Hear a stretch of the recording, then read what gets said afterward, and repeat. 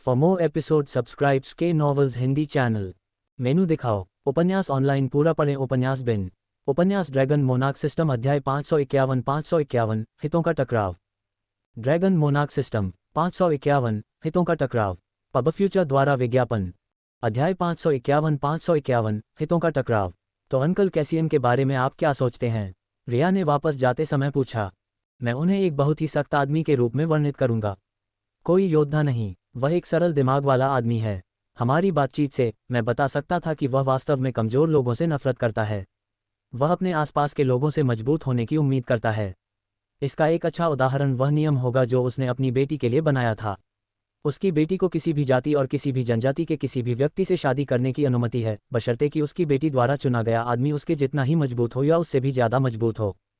तुम सही कह रहे हो, लेकिन इसमें और भी कुछ है। रिया ने खिड़की से बाहर देखा। सूर्यास्त का समय हो चुका था। चाचा कैसियन हमारे हीरो हैं। जब पहली एल्वेन महारानी, मेरी दादी, सभी एल्वेन जनजातियों को एकजुट करके सेलेस्टियल टेरन साम्राज्य बनाने की राह पर थी, तो कैसियन ने बहुत महत्वपूर्ण भूमिका निभाई थी। वह मेरी दादी की तलवार और भाला था। कैसियन को एल्व्स की भूमिका अब तक का सबसे महान जनरल और कमांडर माना जाता है। उसने 89 लड़ाइयों में से कभी कोई भी नहीं हारी। उसने अपने जीवन में 70 स्पष्ट जीत और 19 ड्रॉ हासिल किए थे। जब भी वह किसी सेना का नेतृत्व करता था तो लोग अपनी जीत का जश्न पहले ही मना लेते थे, क्योंकि यह कैसियन नाइट राइडर ही था जो लड़ाई का नेतृत्व कर रहा था। आदित्य ने बस अपना सिर हिलाया। अंदर ही अंदर वह इस आदमी की उपलब्धियों से वाकई प्रभावित था।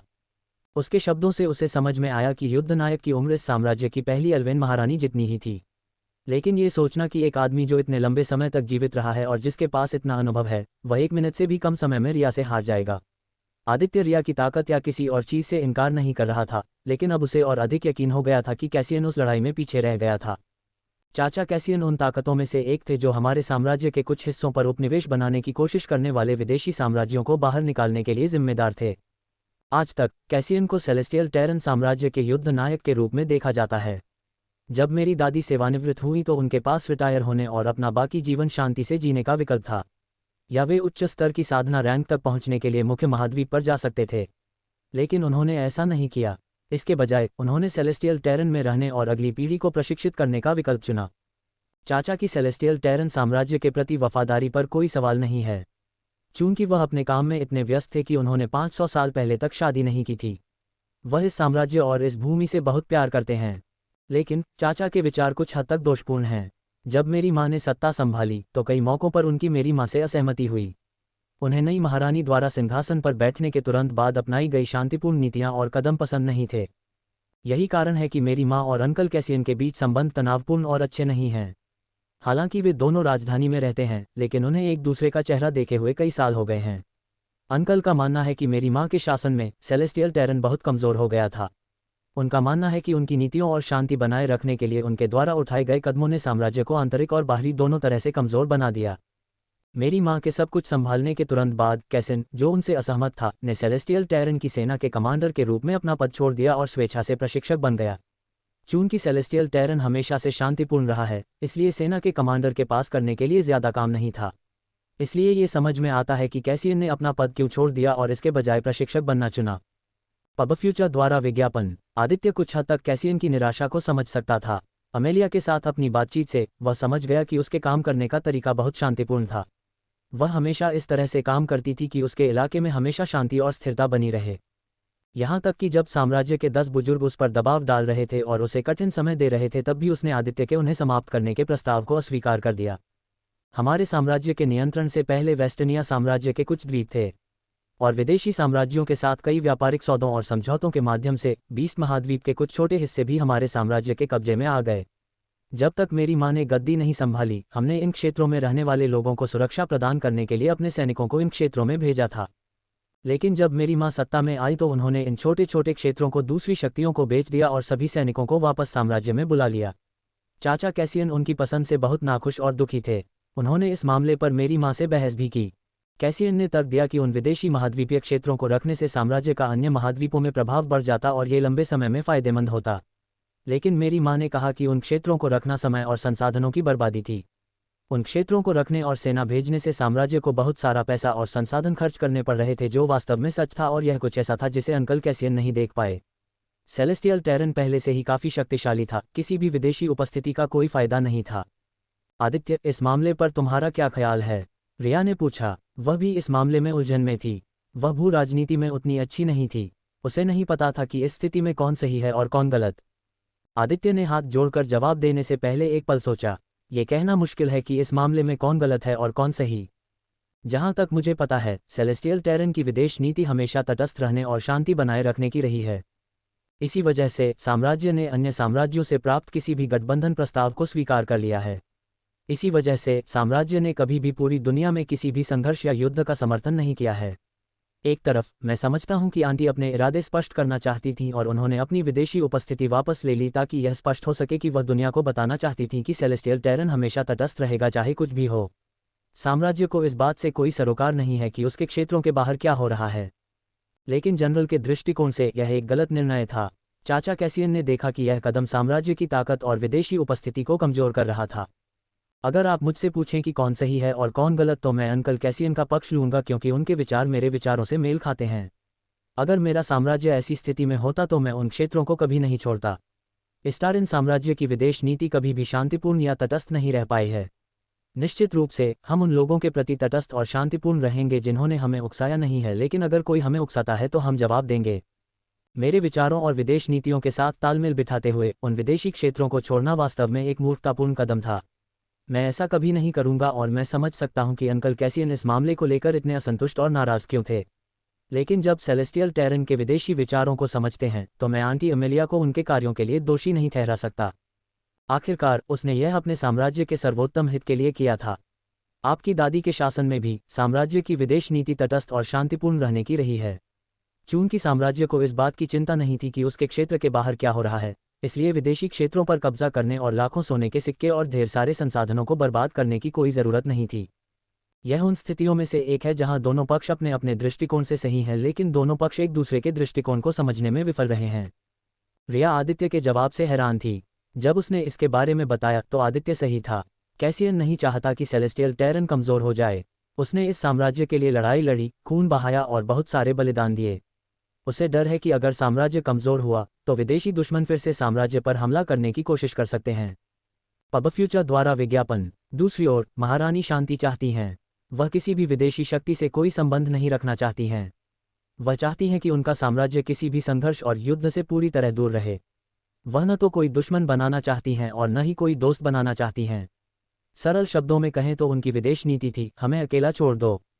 जब मैं छोटा था तो मुझे अंकल कैसियन के अधीन प्रशिक्षण के लिए भेजा गया था, लेकिन उनके प्रशिक्षण की कठोरता के कारण 1 सप्ताह के बाद मेरी माँ मुझे वापस घर ले आईं।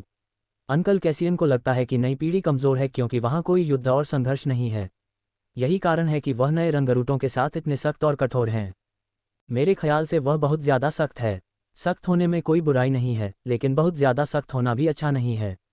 कौन जानता है कि शायद उसके बहुत ज़्यादा सख्त होने की वजह से कई रंगरूट ट्रेनिंग कैंप से यह कहते हुए निकल जाएंगे कि यह उनके लिए बहुत मुश्किल है और वे अब इसे और नहीं कर सकते।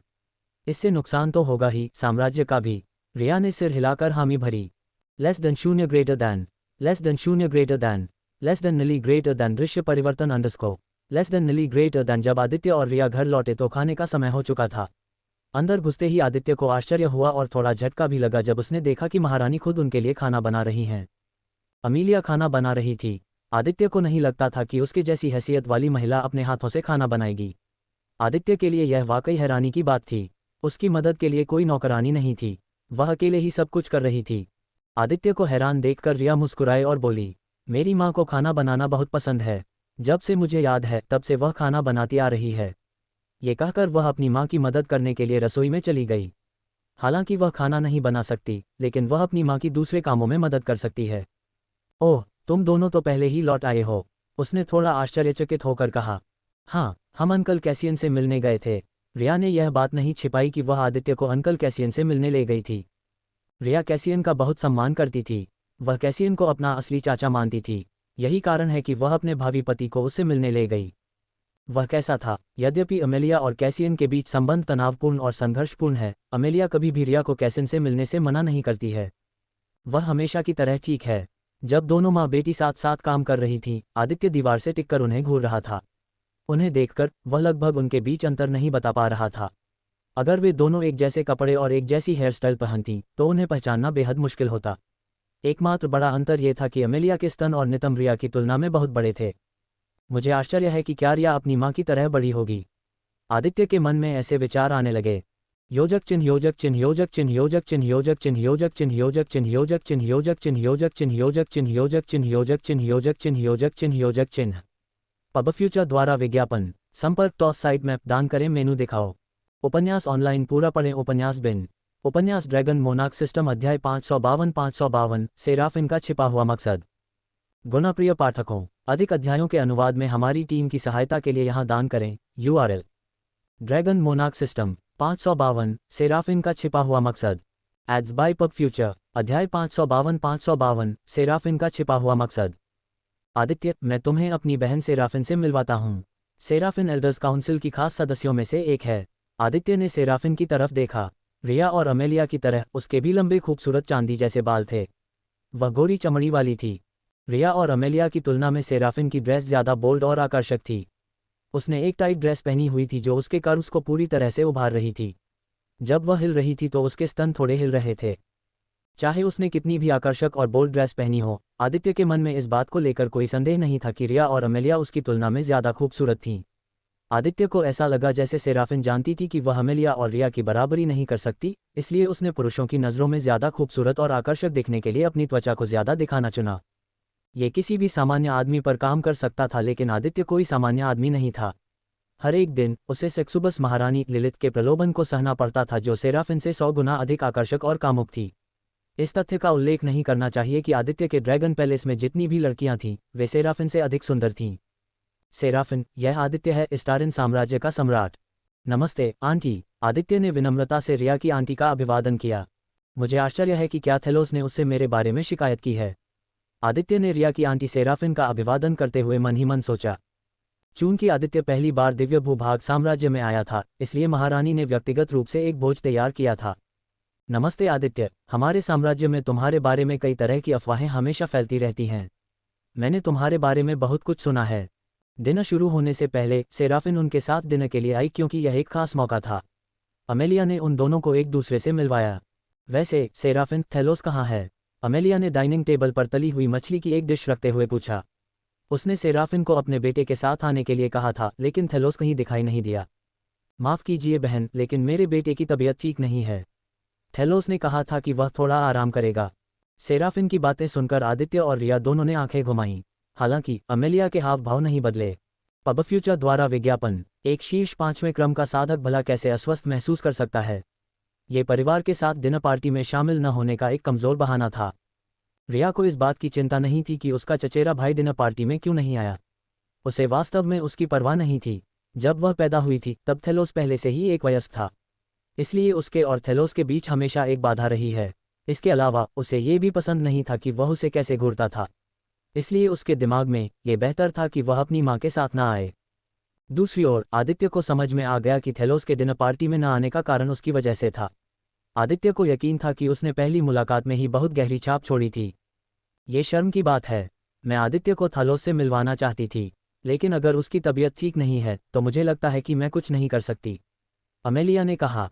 अमेलिया समझ गई कि उसकी छोटी बहन उससे असंतुष्ट है। अपनी बेटी और आदित्य के वापस आने से पहले ही वह उसे यह रिश्ता न अपनाने की सलाह दे रही थी और इसके बदले रिया की शादी थेलोस से करवा दे। अमेलिया जानती थी कि अगर वह सेराफिन की बात मान लेगी तो वह 10 बड़ों से टकराव से बच जाएगी और सब कुछ आसान हो जाएगा, लेकिन वह अपनी बेटी की खुशी कैसे छीन सकती थी? जब आदित्य उसकी जिंदगी से चला गया तो उसकी बेटी ने अपनी सारी खुशियां खो दीं। एक माँ के तौर पर वह नहीं चाहती थी कि उसकी बेटी को फिर से उस अनुभव से गुजरना पड़े। कोई बात नहीं आंटी, मैं पहले ही थेलोस से मिल चुका हूँ। क्या तुमने ऐसा किया? उसने मुझे इसके बारे में नहीं बताया। सेराफिन ने आश्चर्यचकित होने का नाटक किया। आदित्य को लग रहा था कि यह महिला सिर्फ दिखावा कर रही है। अमेलिया इतनी भोली नहीं थी। हालांकि वह सेराफिन जितनी होशियार नहीं थी, लेकिन वह कुछ हद तक अंदाजा लगा सकती थी कि सेराफिन क्यों उसे रिया की सगाई थेलोस से करवाने का सुझाव देती रही। अगर ऐसा होता तो थेलोस का सत्ता में आना तय था। सेराफिन यही चाहती थी। अमेलिया समझ गई कि सेराफिन का थेलोस को अपने साथ न लाना उसके फैसले के खिलाफ विरोध जताने का तरीका था। लेकिन क्या अमेलिया को इसकी परवाह थी? जवाब था नहीं, उसे इसकी परवाह नहीं थी। अमेलिया जानती थी कि उसकी छोटी बहन के दिल में अंधेरा है। सेराफिन के दिल में हमेशा से अंधेरा रहा है। यही वजह है कि वह सेराफिन की जगह महारानी बन गई। रिया की दादी इस अंधेरे को देख पाती थीं। हालांकि अमेलिया और रिया की दादी ने इस अंधेरे को मिटाने की कई बार कोशिश की, लेकिन सेराफिन कभी नहीं बदली। अगर सेराफिन का दिल साफ होता और उसमें कोई अंधेरा नहीं होता, तो इसमें कोई शक नहीं था कि सेराफिन महारानी बन जाती। अमेलिया को सेराफिन को राजगद्दी देने में कोई परेशानी नहीं होती, लेकिन अमेलिया को डर था कि महारानी बनने के बाद सेराफिन इस साम्राज्य का क्या करेगी। मेहमान होने के नाते आदित्य, कृपया आगे बढ़कर पहला निवाला खाएं, अमेलिया ने कहा। कमरे में मौजूद हर व्यक्ति की नज़र, चाहे वह रिया की हो, अमेलिया की हो या सेराफिन की, आदित्य की ओर मुड़ी हुई थी। वे सभी मेहमान के रूप में उसके प्रति सम्मान दिखाते हुए इंतजार कर रहे थे, उसे भोजन का पहला स्वाद लेते हुए देखने के लिए उत्सुक थे। आदित्य ने अपना कांटा और चाकू उठाया और परोसी गई तली हुई मछली का एक छोटा टुकड़ा खूबसूरती से काटा। फिर उसने टुकड़ा अपने मुंह में डाला और एक निवाला खाया। ऐसा करते ही ऐसा लगा जैसे उसके मुंह में स्वाद का विस्फोट हो गया हो। मछली पूरी तरह से पकी हुई थी, बाहर से कुरकुरी और अंदर से नर्म। मसाला एकदम सही था, मसालों का ऐसा मिश्रण जो उसके स्वाद कलियों पर नाच रहा था। उसकी आंखें तुरंत चमक उठीं, सितारों की तरह चमक उठीं, और वह खुद को रोक नहीं सका और उसने आश्चर्य में अपना सिर हिलाया कि खाना कितना बढ़िया था। वाह, यह अविश्वसनीय है, ये वाकई बहुत बढ़िया है। आदित्य की आवाज़ में असली खुशी थी। स्वाद एकदम सही है, हर निवाले में स्वर्ग का एक छोटा सा टुकड़ा जैसा है। पब फ्यूचर द्वारा विज्ञापन। आदित्य के हैरान चेहरे को देखकर अमीलिया खुद को हंसने से नहीं रोक पाए। उसे वाकई बहुत खुशी महसूस हुई। रसोई में उसने जो समय बिताया था, सब कुछ सही तरीके से करने में, अब उसे पूरी तरह से सार्थक लगा। उसे खाना खाते हुए देखकर उसे बहुत खुशी हुई। वाह आंटी अमेलिया, यह अब तक की सबसे अच्छी तली हुई मछली है, सच में। आदित्य ने अपनी प्रशंसा को रोके नहीं रखा। इतने बड़े देश के नेता के लिए खाना बनाना जानना वाकई बहुत खास बात थी। और आंटी अमेलिया कोई साधारण रसोइया नहीं थी, उनका खाना पकाने का हुनर उनके अपने राज्य के सबसे बेहतरीन शेफ से भी बेहतर था। अमेलिया का चेहरा थोड़ा लाल हो गया, जो उसके शब्दों से स्पष्ट रूप से प्रभावित था। ओह, तुम बहुत दयालु हो आदित्य, प्यारी तारीफ के लिए धन्यवाद। आदित्य को लगा कि उसे इस शानदार भोजन का नाम पूछना चाहिए। वैसे आप इस दावत को क्या कहते हैं? मैंने पहले कभी ऐसा कुछ नहीं खाया। यह एक एल्वेन दावत है ना? अमेलिया मुस्कुराई। हाँ, यह एक एल्वेन दावत है। हम इसे सिल्वरीज बाउंटी कहते हैं। ये हमारी संस्कृति में एक पारंपरिक भोजन है, जिसे आमतौर पर विशेष अवसरों पर बनाया जाता है। तली हुई मछली के साथ इसमें शहद, चमकीली सब्जियां, जड़ी बूटियों से सजी एल्वेन ब्रेड और मिठाई के लिए सेलेस्टिया बेरीज से बना फ्रूट टार्ट शामिल होता है। आदित्य ने सिर हिलाया, स्पष्ट रूप से प्रभावित होकर। सिल्वरीज बाउंटी हो, भोजन के ऐसे अद्भुत विस्तार के लिए कितना उपयुक्त नाम है। आपने वास्तव में खुद को मात दे दी है आंटी अमेलिया। मैं इस तरह के सांस्कृतिक अनुभव में भाग लेने के लिए सम्मानित महसूस करता हूँ। मैं पूरी तरह से सहमत हूँ। हमारे राज्य में कोई भी शेफ मेरी बहन अमेलिया के पाक कौशल की बराबरी नहीं कर सकता, सेराफिन ने गर्व से कहा। उसने अपना कांटा उठाया और मेज पर बैठे सभी लोगों के साथ खाना शुरू कर दिया। सेराफिन की बातें सुनकर आदित्य ये सोचने से खुद को रोक नहीं पाया कि वह सिर्फ अपनी बहन को अच्छा महसूस कराने के लिए ऐसा नहीं कह रही थी। अमेलिया वाकई एक प्रतिभाशाली रसोइया थी, और सबसे आश्चर्यजनक बात यह थी कि वह स्वर्गीय इलाके की शासक महारानी थी। इसका मतलब यह था कि अपने व्यस्त कार्यक्रम और एक विशाल साम्राज्य का नेतृत्व करने के साथ आने वाली सभी जिम्मेदारियों के बावजूद वह खाना पकाने की कला में महारत हासिल करने के लिए समय निकालने में कामयाब रही। रसोई में उसकी प्रतिभा आदित्य के अपने राज्य इस्तारिन साम्राज्य के सर्वश्रेष्ठ रसोइयों से भी बेहतर थी। जैसे ही सेराफिन ने शहद से सजी सब्जियों का एक निवाला खाया, वह खुशी से झूम उठी। आह, ये सब्जियां एकदम सही हैं, मीठी पर बहुत तीखी नहीं। तुमने वाकई खुद को मात दे दी है बहन। रिया ने सहमति में अपना सिर हिलाया और जड़ी बूटियों से सजी एल्वेन ब्रेड का एक टुकड़ा खाया। माँ, ये ब्रेड बहुत स्वादिष्ट है। इसमें जड़ी बूटियों का बिल्कुल सही मिश्रण है। ईमानदारी से कहूँ तो मुझे लगता है कि आपके खाने से प्यार न करना किसी के लिए भी मुश्किल होगा। मुझे आपकी कुकिंग की बहुत याद आती है। अमेलिया शर्मा गई, उसे मिल रही तारीफों की बाढ़ से वह स्पष्ट रूप से प्रभावित थी। खैर, मैं बस खुश हूँ कि आप सभी ने इसका आनंद लिया। भोजन हमेशा बेहतर होता है जब इसे प्रियजनों के साथ साझा किया जाता है। डिनर लगभग 1 घंटे तक चला। हर कोई अपना समय ले रहा था, हर निवाले का स्वाद ले रहा था और मेज़ के चारों ओर हो रही जीवंत बातचीत का आनंद ले रहा था। जब वे इधर उधर की बातें कर रहे थे, तो आदित्य ने देखा कि सेराफिन उसके प्रति बहुत दोस्ताना व्यवहार कर रही थी। ये सिर्फ विनम्रता नहीं थी, ये कुछ और था, कुछ ऐसा जिसने उसे आश्चर्यचकित कर दिया कि वह क्या कर रही थी। शाम को करीब 1 घंटा बीतने के बाद सेराफिन खड़ी हुई और अपनी ड्रेस को ठीक करने लगी। मुझे आज रात कुछ ज़रूरी काम निपटाना है, इसलिए मैं यहाँ और नहीं रुक सकती। आदित्य, जब भी तुम्हें समय मिले मेरे घर जरूर आना, उसने मुस्कुराते हुए कहा। आदित्य ने अपने शब्दों को सावधानी से चुना, क्योंकि वह किसी भी बात पर प्रतिबद्धता नहीं जताना चाहता था। उसने उत्तर देते हुए कहा, जब मेरे पास समय होगा। उसने उत्तर को जानबूझकर अस्पष्ट रखा। सेराफिन ने इस स्पष्ट उत्तर को स्वीकार कर लिया। ठीक है, सभी को शुभ रात्रि, उसने कहा, कमरे से बाहर जाने से पहले एक बार फिर मुस्कुराते हुए। मुझे इस महिला पर नज़र रखनी होगी। आदित्य ने सेराफिन को जाते हुए देखा और सोचा, आदित्य, मेरे साथ आओ, मैं तुम्हें तुम्हारे कमरे तक ले चलती हूँ। योजक चिन्ह योजक चिन्ह योजक चिन्ह योजक चिन्ह योजक चिन्ह योजक चिन्ह योजक चिन्ह योजक चिन्ह योजक चिन्ह योजक चिन्ह योजक चिन्ह योजक चिन्ह योजक चिन्ह योजक चिन्ह योजक चिन्ह योजक चिन्ह। 15 मिनट पहले सेक्स से ये करें और आपका प्रदर्शन 4 गुना बढ़ जाएगा। जानिए सफ़ेद दाग रॉकेट का एक बेहद सरल और प्राकृतिक तरीका। पब फ्यूचर द्वारा विज्ञापन। संपर्क टॉस साइट मैप दान करें, मेनू दिखाओ। उपन्यास ऑनलाइन पूरा पढ़ें। उपन्यास बिन। उपन्यास ड्रैगन मोनार्क सिस्टम अध्याय 553 बैठक आय।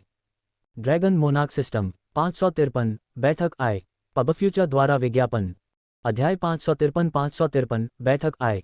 स्वर्गीय भूभाग साम्राज्य में 10 बुजुर्ग थे जो साम्राज्य के विभिन्न मामलों के प्रभारी थे। प्रत्येक बुजुर्ग एक मंत्री की तरह था। प्रत्येक बुजुर्ग साम्राज्य में एक बहुत ही महत्वपूर्ण पद पर था। प्रत्येक बुजुर्ग महारानी को रिपोर्ट करता था। महारानी और 10 बुजुर्ग मिलकर साम्राज्य के आंतरिक और बाहरी मामलों पर चर्चा करते थे। एक मंत्री के विपरीत 10 बुजुर्गों का साम्राज्य में दिव्य भूभाग साम्राज्य की महारानी के समान ही राजनीतिक प्रभाव था। एक समय था जब चीजें ऐसी नहीं हुआ करती थीं। जब पहली एल्वेन महारानी ने सेलेस्टियल टेरन साम्राज्य पर शासन किया था, तब 10 एल्डर हुआ करते थे, लेकिन उस समय 10 एल्डर के हाथों में इतनी राजनीतिक शक्ति नहीं थी। 10 एल्डर महारानी की आज्ञा का पालन करते थे और कोई भी आपत्ति उठाने की हिम्मत नहीं करते थे। महारानी के शब्द पूर्ण थे और किसी के पास महारानी की अवज्ञा करने का अधिकार, शक्ति या साहस नहीं था। लेकिन जब पहली एल्वेन महारानी सिंहासन से उतर गईं और अमेलिया सेलेस्टियल टेरन साम्राज्य की दूसरी महारानी बन गईं, तो एल्डर्स को बहुत सारी राजनीतिक शक्ति मिल गई। इन एल्डर्स ने अमेलिया के भरोसे का गलत इस्तेमाल किया। उन्होंने उसकी दयालुता का फायदा उठाया। पहले 10 एल्डर्स के अलावा कोई विशेष एल्डर नहीं था, लेकिन जब अमेलिया ने गद्दी संभाली तो उसने अपनी छोटी बहन सेराफिन को विशेष एल्डर नियुक्त किया। 10 एल्डर्स के अलावा सेराफिन विशेष एल्डर के रूप में काम करती थी जो महारानी सहित सभी को सभी मामलों पर सलाह देती थी। 10 बुजुर्गों के विपरीत सेराफिन के पास जो राजनीतिक शक्ति और प्रभाव था वह काफ़ी सीमित था। वह केवल बैठकों के दौरान सलाह दे सकती थी और नए विचार प्रस्तावित कर सकती थी। तकनीकी रूप से विशेष एल्डर के रूप में सेराफिन की शक्ति बहुत सीमित थी, लेकिन सदियों के दौरान उसने अपनी शक्ति और प्रभाव को इस हद तक विकसित कर लिया था कि उसे एल्डर काउंसिल का 11वां सदस्य माना जा सकता था। आज एक बहुत ही खास बैठक बुलाई गई थी क्योंकि यह मामला सेलेस्टियल टेरन एम्पायर के भविष्य से जुड़ा था। यह ऐसा निर्णय नहीं था जिसे महारानी अकेले ले सकती थी। प्रकृति की देवी का विवाह हमेशा 10 बुजुर्गों और महारानी के बीच बहस का विषय रहा है। 10 बुजुर्ग चाहते थे कि रिया इस साम्राज्य से किसी से शादी करे और शाही खून को शुद्ध रखे। उनकी राय में सेराफिन का बेटा थेलोस रिया का भावी पति बनने के लिए सबसे अच्छा उम्मीदवार था।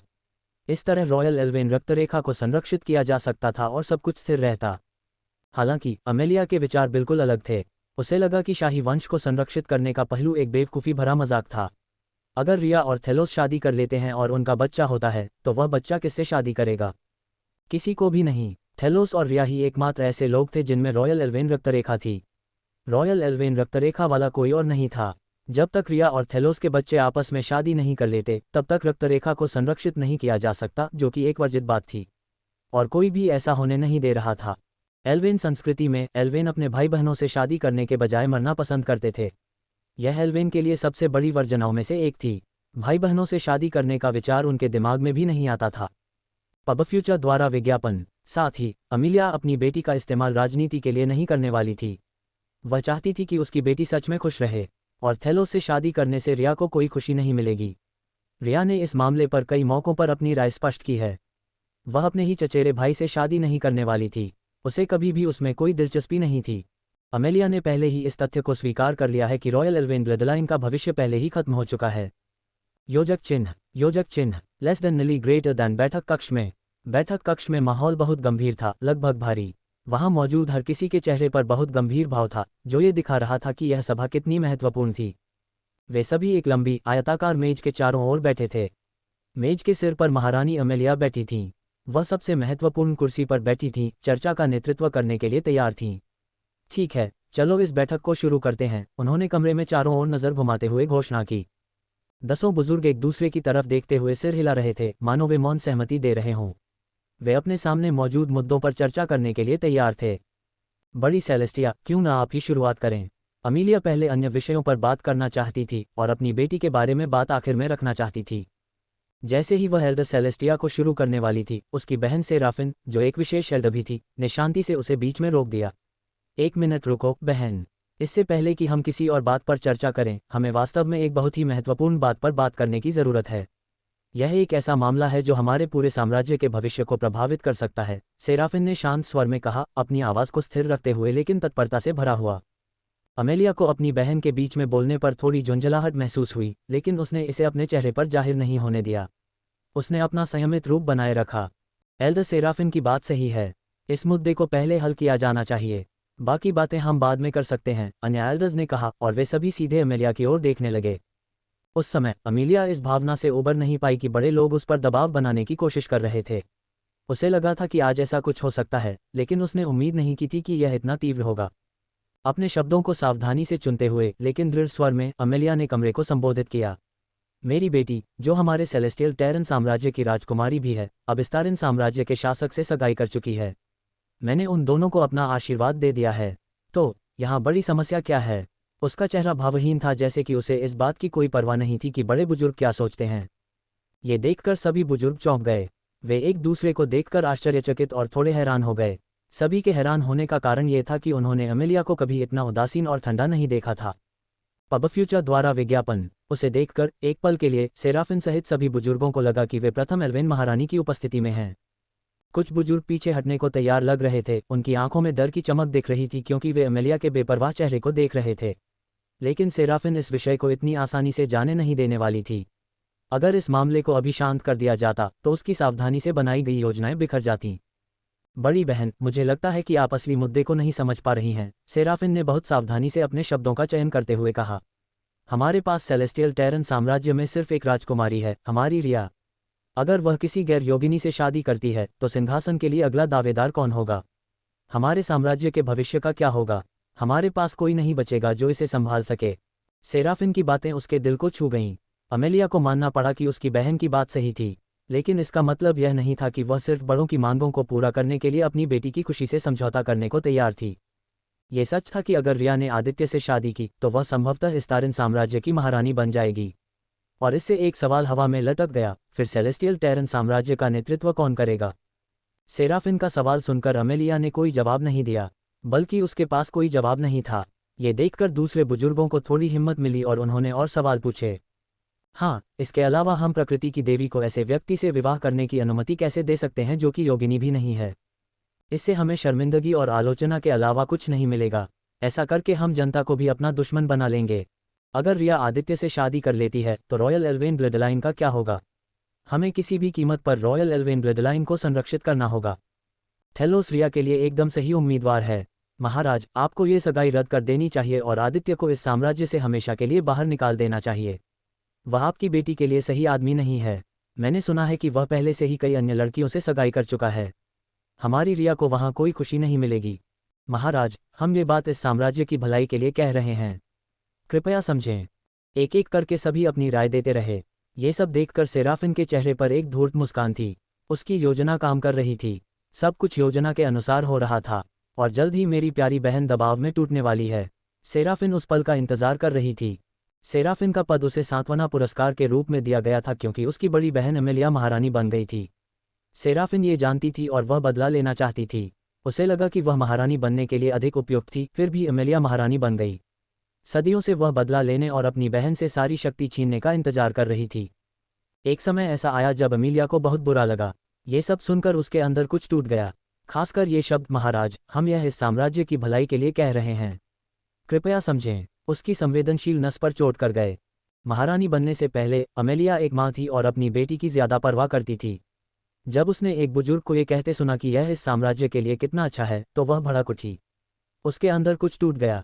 लेस देन नल ग्रेटर देन लेस देन नली ग्रेटर देन बूम। अमेलिया के चारों ओर लकड़ी का फर्श और लकड़ी की दीवारें पूरी तरह से टूट गईं। अमेलिया ने अपनी आभा को प्रकट किया।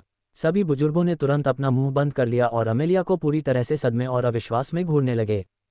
योजक चिन्ह योजक चिन्ह योजक चिन्ह योजक चिन्ह योजक चिन्ह योजक चिन्ह योजक चिन्ह योजक चिन्ह योजक चिन्ह योजक चिन्ह योजक चिन्ह योजक चिन्ह योजक चिन्ह योजक चिन्ह योजक चिन्ह योजक चिन्ह। पब फ्यूचर द्वारा विज्ञापन। संपर्क टॉस साइट मैप दान करें, मेनू दिखाओ। उपन्यास ऑनलाइन पूरा पढ़ें। उपन्यास बिन। उपन्यास ड्रैगन मोनार्क सिस्टम अध्याय 554 बैठक द्वितीय।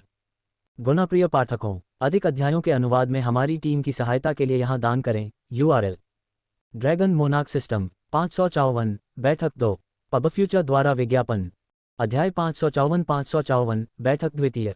सेराफिन सहित सभी बुजुर्ग अमेलिया को आश्चर्य और अविश्वास के मिश्रण में देख रहे थे। उन्होंने महारानी को इस तरह कभी नहीं देखा था। वर्तमान अमेलिया ऐसी दिख रही थी जैसे कि अगर वे अपनी बातों में सावधान नहीं रहे तो वह उनकी जान लेने में संकोच नहीं करेगी। इस कमरे में मौजूद सभी लोगों में से सेराफिन सबसे ज्यादा हैरान थी। अपनी छोटी बहन के तौर पर उसने अपनी बड़ी बहन को इस तरह से शांत होते कभी नहीं देखा था। वह हमेशा सोचती थी कि उसकी बहन अमेलिया एक ऐसी इंसान है जो बेहद दयालु है और हमेशा शांत रहती है।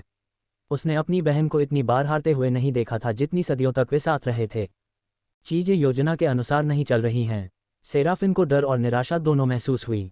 भले ही सभी बुजुर्ग खुद सहित 5वें क्रम के शीर्ष साधक थे, लेकिन सेराफिन अपने दिल में अच्छी तरह जानती थी कि अगर वे सभी अपनी शक्तियों को मिला भी ले तो भी वह अपनी बहन को हराने के लिए पर्याप्त नहीं होगी। इस तथ्य का उल्लेख करना तो दूर की बात है कि वे महारानी पर हमला नहीं कर सकते बिना किसी वैध कारण के। अमेलिया ने कमरे में मौजूद सभी लोगों को ठंडे मन से देखा। महारानी के सामने सेराफिन को भी अपना सिर नीचे करना पड़ा। लेस देन नल ग्रेटर देन चुप रहो। अमेलिया बहुत दिनों से बड़ों और अपनी बहन से ये 2 शब्द कहना चाहती थी। वह सभी से तंग आ चुकी थी। वह बड़ों की लगातार टोकाटाकी से तंग आ चुकी थी। वह अपने आसपास के सभी लोगों द्वारा दिए जा रहे लगातार दबाव से तंग आ चुकी थी। और अब उसके लिए बहुत हो चुका था। वह महारानी थी। उस पल अमेलिया को लगा कि वह इन बुजुर्गों और अपनी बहन के प्रति बहुत नर्म थी। अगर वह थोड़ी सख्त होती तो बात कभी इस हद तक नहीं पहुंचती। उसे इसका पछतावा हो रहा था। मैं स्वर्गीय इलाके की महारानी हूं और तुम्हारा काम मेरा काम आसान करना है। अगर तुम ऐसा नहीं कर सकते तो इस कमरे से बाहर निकल जाओ, अमेलिया ने ठंडे लहजे में कहा। उसके ठंडे लहजे से सभी की रीढ़ में सिहरन दौड़ गई, यहाँ तक कि सेराफिन का चेहरा भी पीला पड़ गया। अमेलिया ने सबके चेहरों को देखा और ये देखने के लिए इंतजार किया कि क्या कोई बाहर जाना चाहता है। बेशक कोई भी बाहर नहीं जाना चाहता था। कोई भी इस कमरे से बाहर नहीं जा रहा था। इस मीटिंग रूम में मौजूद हर एल्डर को यहाँ मिली स्थिति और शक्ति से बेहद प्यार था। कोई भी अपनी शक्ति को स्वेच्छा से छोड़ने वाला नहीं था। जब मैंने कुछ तय कर लिया है तो मेरा निर्णय सर्वोपरि है। मेरा निर्णय अंतिम है। जब इस साम्राज्य की महारानी कुछ करने का निर्णय लेती हैं तो बुजुर्गों को अपनी बात पर अडिग रहना चाहिए और महारानी की आज्ञा का पालन करना चाहिए। पब फ्यूचर द्वारा विज्ञापन। अमेलिया ने फिर से कमरे में चारों ओर देखा और फिर सख्त लहजे में कहा, सगाई की आधिकारिक घोषणा अब से 2 सप्ताह बाद की जाएगी और मैं आप में से किसी से कोई शिकायत नहीं सुनना चाहती। अगर मुझे आप में से किसी से कोई शिकायत सुनने को मिली या अगर आप में से कोई भी मुझे इस मामले में कोई सलाह देने की कोशिश करता है तो आपको अपनी नौकरी से निकाल दिया जाएगा।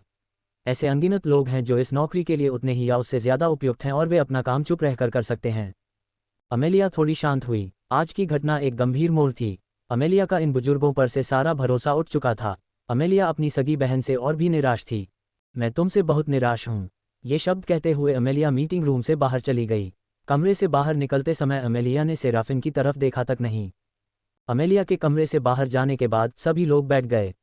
उनके चेहरे अभी भी पीले दिख रहे थे। उन्होंने महारानी को पहले कभी इतना क्रोधित नहीं देखा था। पहले का मतलब सिर्फ कुछ साल या कुछ दशक नहीं बल्कि लगभग 1000 साल था। हालांकि दूसरों के विपरीत सेराफिन पहले की तुलना में बहुत शांत दिख रही थी। वह अभी भी खड़ी थी। उसने अपना सिर नीचे कर लिया था। हालांकि जब अमेलिया ने उससे ये शब्द कहे तो उसने अमेलिया के सामने यह नहीं दिखाया, लेकिन सेराफिन को कोई कड़वाहट या कोई दुख महसूस नहीं हुआ, बल्कि उसने महसूस किया कि उसका पूरा शरीर, मन और आत्मा गुस्से और सिर्फ गुस्से से कांप रही थी। अभी सेराफिन अपनी मुट्ठियां इतनी कसकर बंद कर रही थी कि उसकी उंगलियां सफ़ेद हो गई थीं। उसकी बाहें कांप रही थीं। वास्तव में यह मूर्खतापूर्ण कदम क्या था? एक बुजुर्ग ने टिप्पणी की। हाँ, मुझे लगता है कि हम अपने शब्दों में बहुत सीधे थे। हमारा दृष्टिकोण और अधिक अप्रत्यक्ष होना चाहिए था। एक अन्य एल्डर ने सहमति जताई।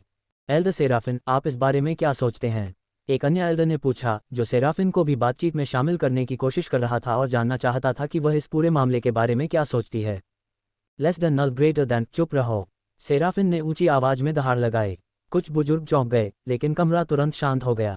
लेस देन शून्य ग्रेटर देन। लेस देन शून्य ग्रेटर देन। पब फ्यूचर द्वारा विज्ञापन। लेस देन नीली ग्रेटर देन दृश्य परिवर्तन अंडरस्कोर। जब अमेलिया मीटिंग रूम से बाहर निकली तो उसे आखिरकार सुकून महसूस हुआ। अमेलिया एक ऐसी शख्सियत थी जो कभी भी अपना संयम नहीं खोती थी और न ही किसी पर जल्लाती थी। ऐसा लगता है कि मैं बहुत ज्यादा तनाव में आ गई हूँ। हालांकि अमेलिया ने रिया को कभी नहीं बताया, लेकिन उसकी बेटी के आदित्य के साथ रहने के फैसले ने पिछले कुछ महीनों में उस पर बहुत ज्यादा दबाव डाला था। खास तौर पर 10 बड़े लोग अपनी बातों में नरमी नहीं बरतते थे और आज उसे ये सब बहुत हो गया और आखिरकार वह पागल हो गई। उसने कभी नहीं सोचा था कि वह बड़ों पर चिल्लाएगी।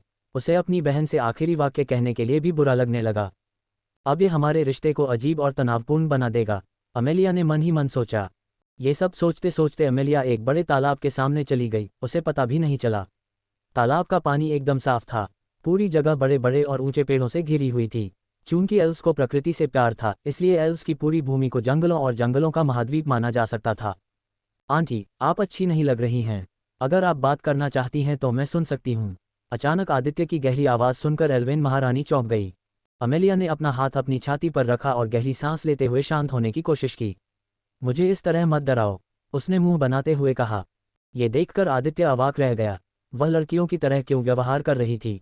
आदित्य में निश्चित रूप से ऐसा सवाल पूछने की हिम्मत नहीं थी, लेकिन उसे यह स्वीकार करना पड़ा कि जब वह मुंह बनाती थी तो वह बहुत प्यारी लगती थी।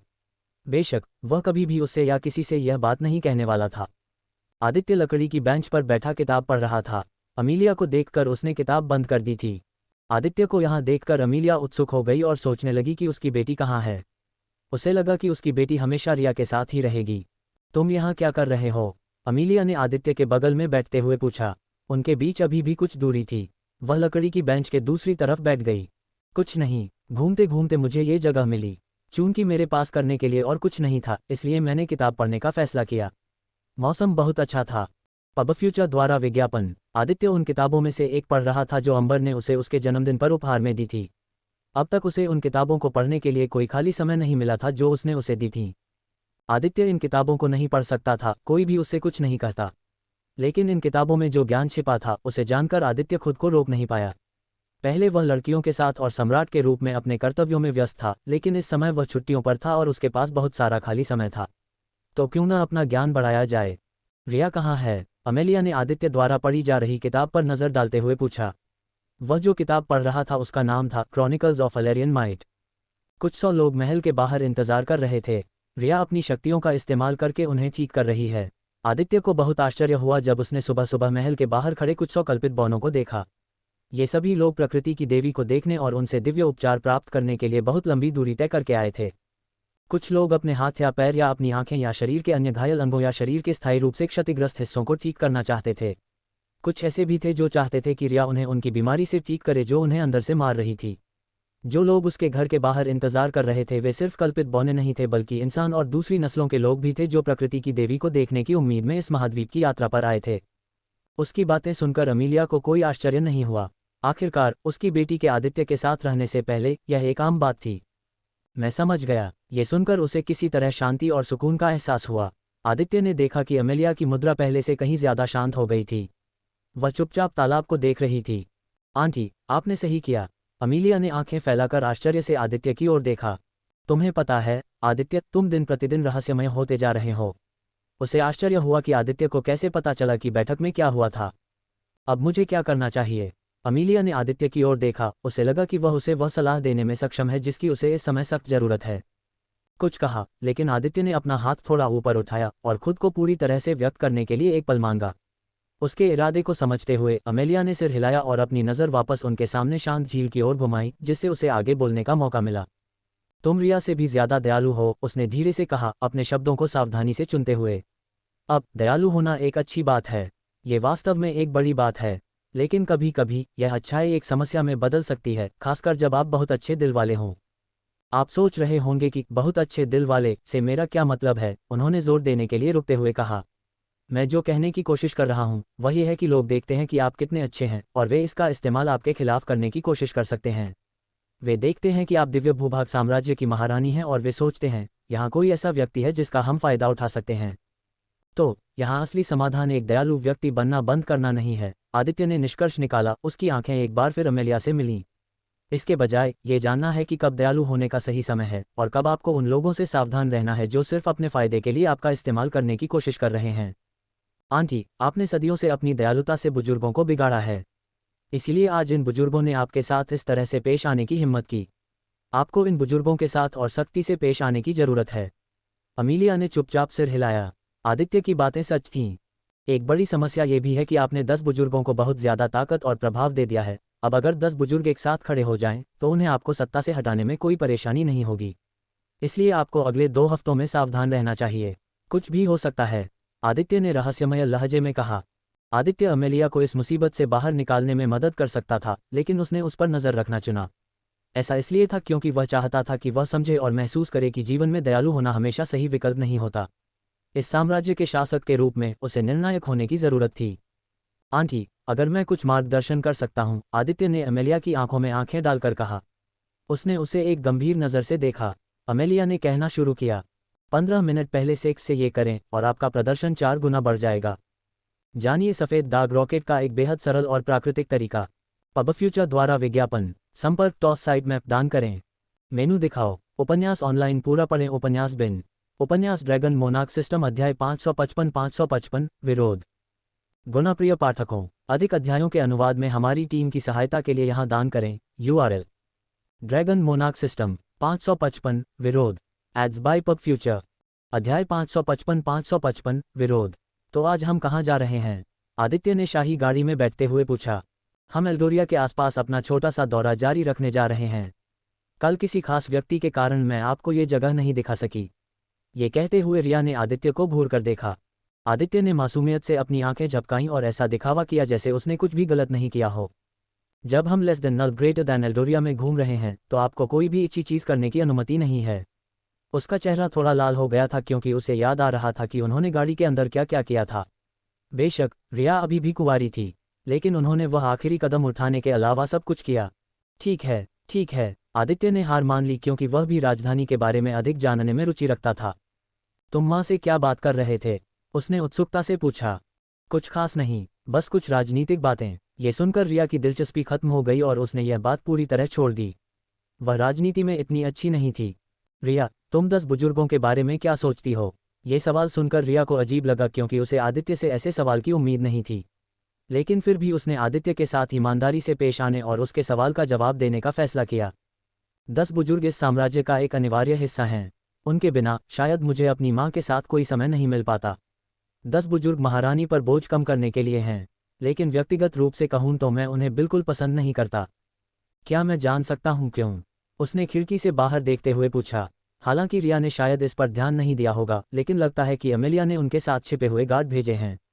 अभी अभी उसने खिड़की से इन छिपे हुए गार्डों में से एक को देखा। और सबसे प्रभावशाली बात यह है कि हम दोनों में से कोई भी उनकी उपस्थिति को महसूस नहीं कर पाया। आदित्य ने सोचा, कोई भी साधारण साधक अपनी आभा को अन्य साधकों से नहीं छिपा सकता, लेकिन कुछ विशेष साधक हैं जो ऐसा कर सकते हैं। जब मैं छोटा था तब से ही बुजुर्ग हमेशा मेरे प्रति बहुत सख्त रहे हैं। जब भी मैं दिव्य क्षेत्र से बाहर जाना चाहता था तो बुजुर्ग हमेशा इसका कड़ा विरोध करते थे। और अगर मुझे बाहर जाने की अनुमति भी मिलती तो वे हमेशा मेरी सुरक्षा सुनिश्चित करने के लिए मेरे साथ 100 गार्ड भेजते। मुझे हमेशा लगता था कि बुजुर्ग मुझे अपने निजी लक्ष्यों के लिए इस्तेमाल करने की कोशिश कर रहे हैं। पब फ्यूचर द्वारा विज्ञापन। ऐसा भी समय था जब कुछ बुजुर्ग मुझसे मांग करते थे कि मैं अपनी शक्तियों का इस्तेमाल करके उन लोगों को ठीक करूं जिन्हें वे अपने साथ लाए थे। मुझे अपनी शक्तियों का इस्तेमाल करके लोगों को ठीक करने में कोई समस्या नहीं है, लेकिन मुझे ये बिल्कुल भी पसंद नहीं है जब इनमें से कुछ बुजुर्ग मुझसे दबंगई भरे लहजे में अपनी शक्तियों का इस्तेमाल करने की मांग करते हैं। ऐसा लगता है जैसे मैं उनका कर्जदार हूँ। ईमानदारी से कहूँ तो माँ को इनमें से कुछ बुजुर्गों को बदल देना चाहिए। अंत में रिया भौहें सिकोड़ रही थी क्योंकि उसे उन सभी बुरे कामों की याद आ रही थी जो बुजुर्गों ने उसके साथ किए थे। क्या ऐसा है? रिया उस हल्की ठंडी मुस्कान को नहीं देख पाई जो एक पल के लिए आदित्य के चेहरे पर उभरी थी। जब भी मैंने माँ को बड़ों के बारे में बताया तो उन्होंने कुछ न कुछ किया, लेकिन ये कभी पर्याप्त नहीं था। वह वास्तव में उनके प्रति सख्त नहीं थी। आखिरकार मैंने बड़ों से बचना शुरू कर दिया। मुझे उनके आसपास रहना पसंद नहीं था, रिया ने स्वीकार किया। जैसे ही उसने अपनी बात पूरी की उसने आदित्य की ओर देखा जो धीरे धीरे सिर हिला रहा था। ऐसा लग रहा था जैसे उसने किसी महत्वपूर्ण बात के बारे में अपना मन बना लिया हो। अगर सभी बुजुर्गों को, मान लीजिए, हटा दिया जाए और उनकी जगह नए लोगों को रख दिया जाए तो तुम क्या सोचोगी? आदित्य ने उसे ध्यान से देखते हुए सवाल किया। रिया की आंखें एक पल के लिए चौड़ी हो गईं, फिर वह अपने आप को संभाल पाए। मुझे वाकई कोई आपत्ति नहीं होगी, लेकिन माँ ऐसा कभी नहीं होने देंगी। वह इस अवधारणा को अच्छी तरह समझती थी। ये सेबों की टोकरी की तरह था, अगर एक सेब खराब हो जाता है तो ये पूरी टोकरी को बर्बाद कर सकता है। कभी कभी आपको बाकी को बचाने के लिए सड़े हुए सेब को हटाना पड़ता है। लेकिन उसकी माँ इतनी नर्म दिल थी कि वह चीज़ों को इस तरह से नहीं देख पाती थी। वह हमेशा उम्मीद करती रहती थी कि खराब सेब जादुई तरीके से अच्छा हो जाएगा, लेकिन उसे यह एहसास नहीं था कि इससे बाकी सेब भी खराब हो सकते हैं। आदित्य और रिया जब बात कर रहे थे तभी गाड़ी रुक गई। ये देखकर रिया और आदित्य ने बाहर देखा तो पाया कि पूरी सड़क प्रदर्शनकारियों से भरी हुई थी। क्या हो रहा है? आदित्य ने बाहर देखते हुए स्थिति या इस विरोध प्रदर्शन का कारण समझने की कोशिश की। उसने तुरंत देखा कि विरोध प्रदर्शन करने वाले लोग कल्पित बौने नहीं थे, बल्कि ये एल्डोरिया में रहने वाले इंसान और जानवर थे। बहुत से मनुष्य और पशु लोग काम करने के लिए सेलेस्टियल इलाके में आते थे क्योंकि उनकी मातृभूमि की तुलना में यहाँ वेतन अक्सर 2 या 3 गुना अधिक होता था। हालांकि समस्या ये थी कि मनुष्यों और पशु लोगों को स्थानीय एल्वेज से भेदभाव का सामना करना पड़ता था, जो उनके साथ गुलामों जैसा व्यवहार करते थे।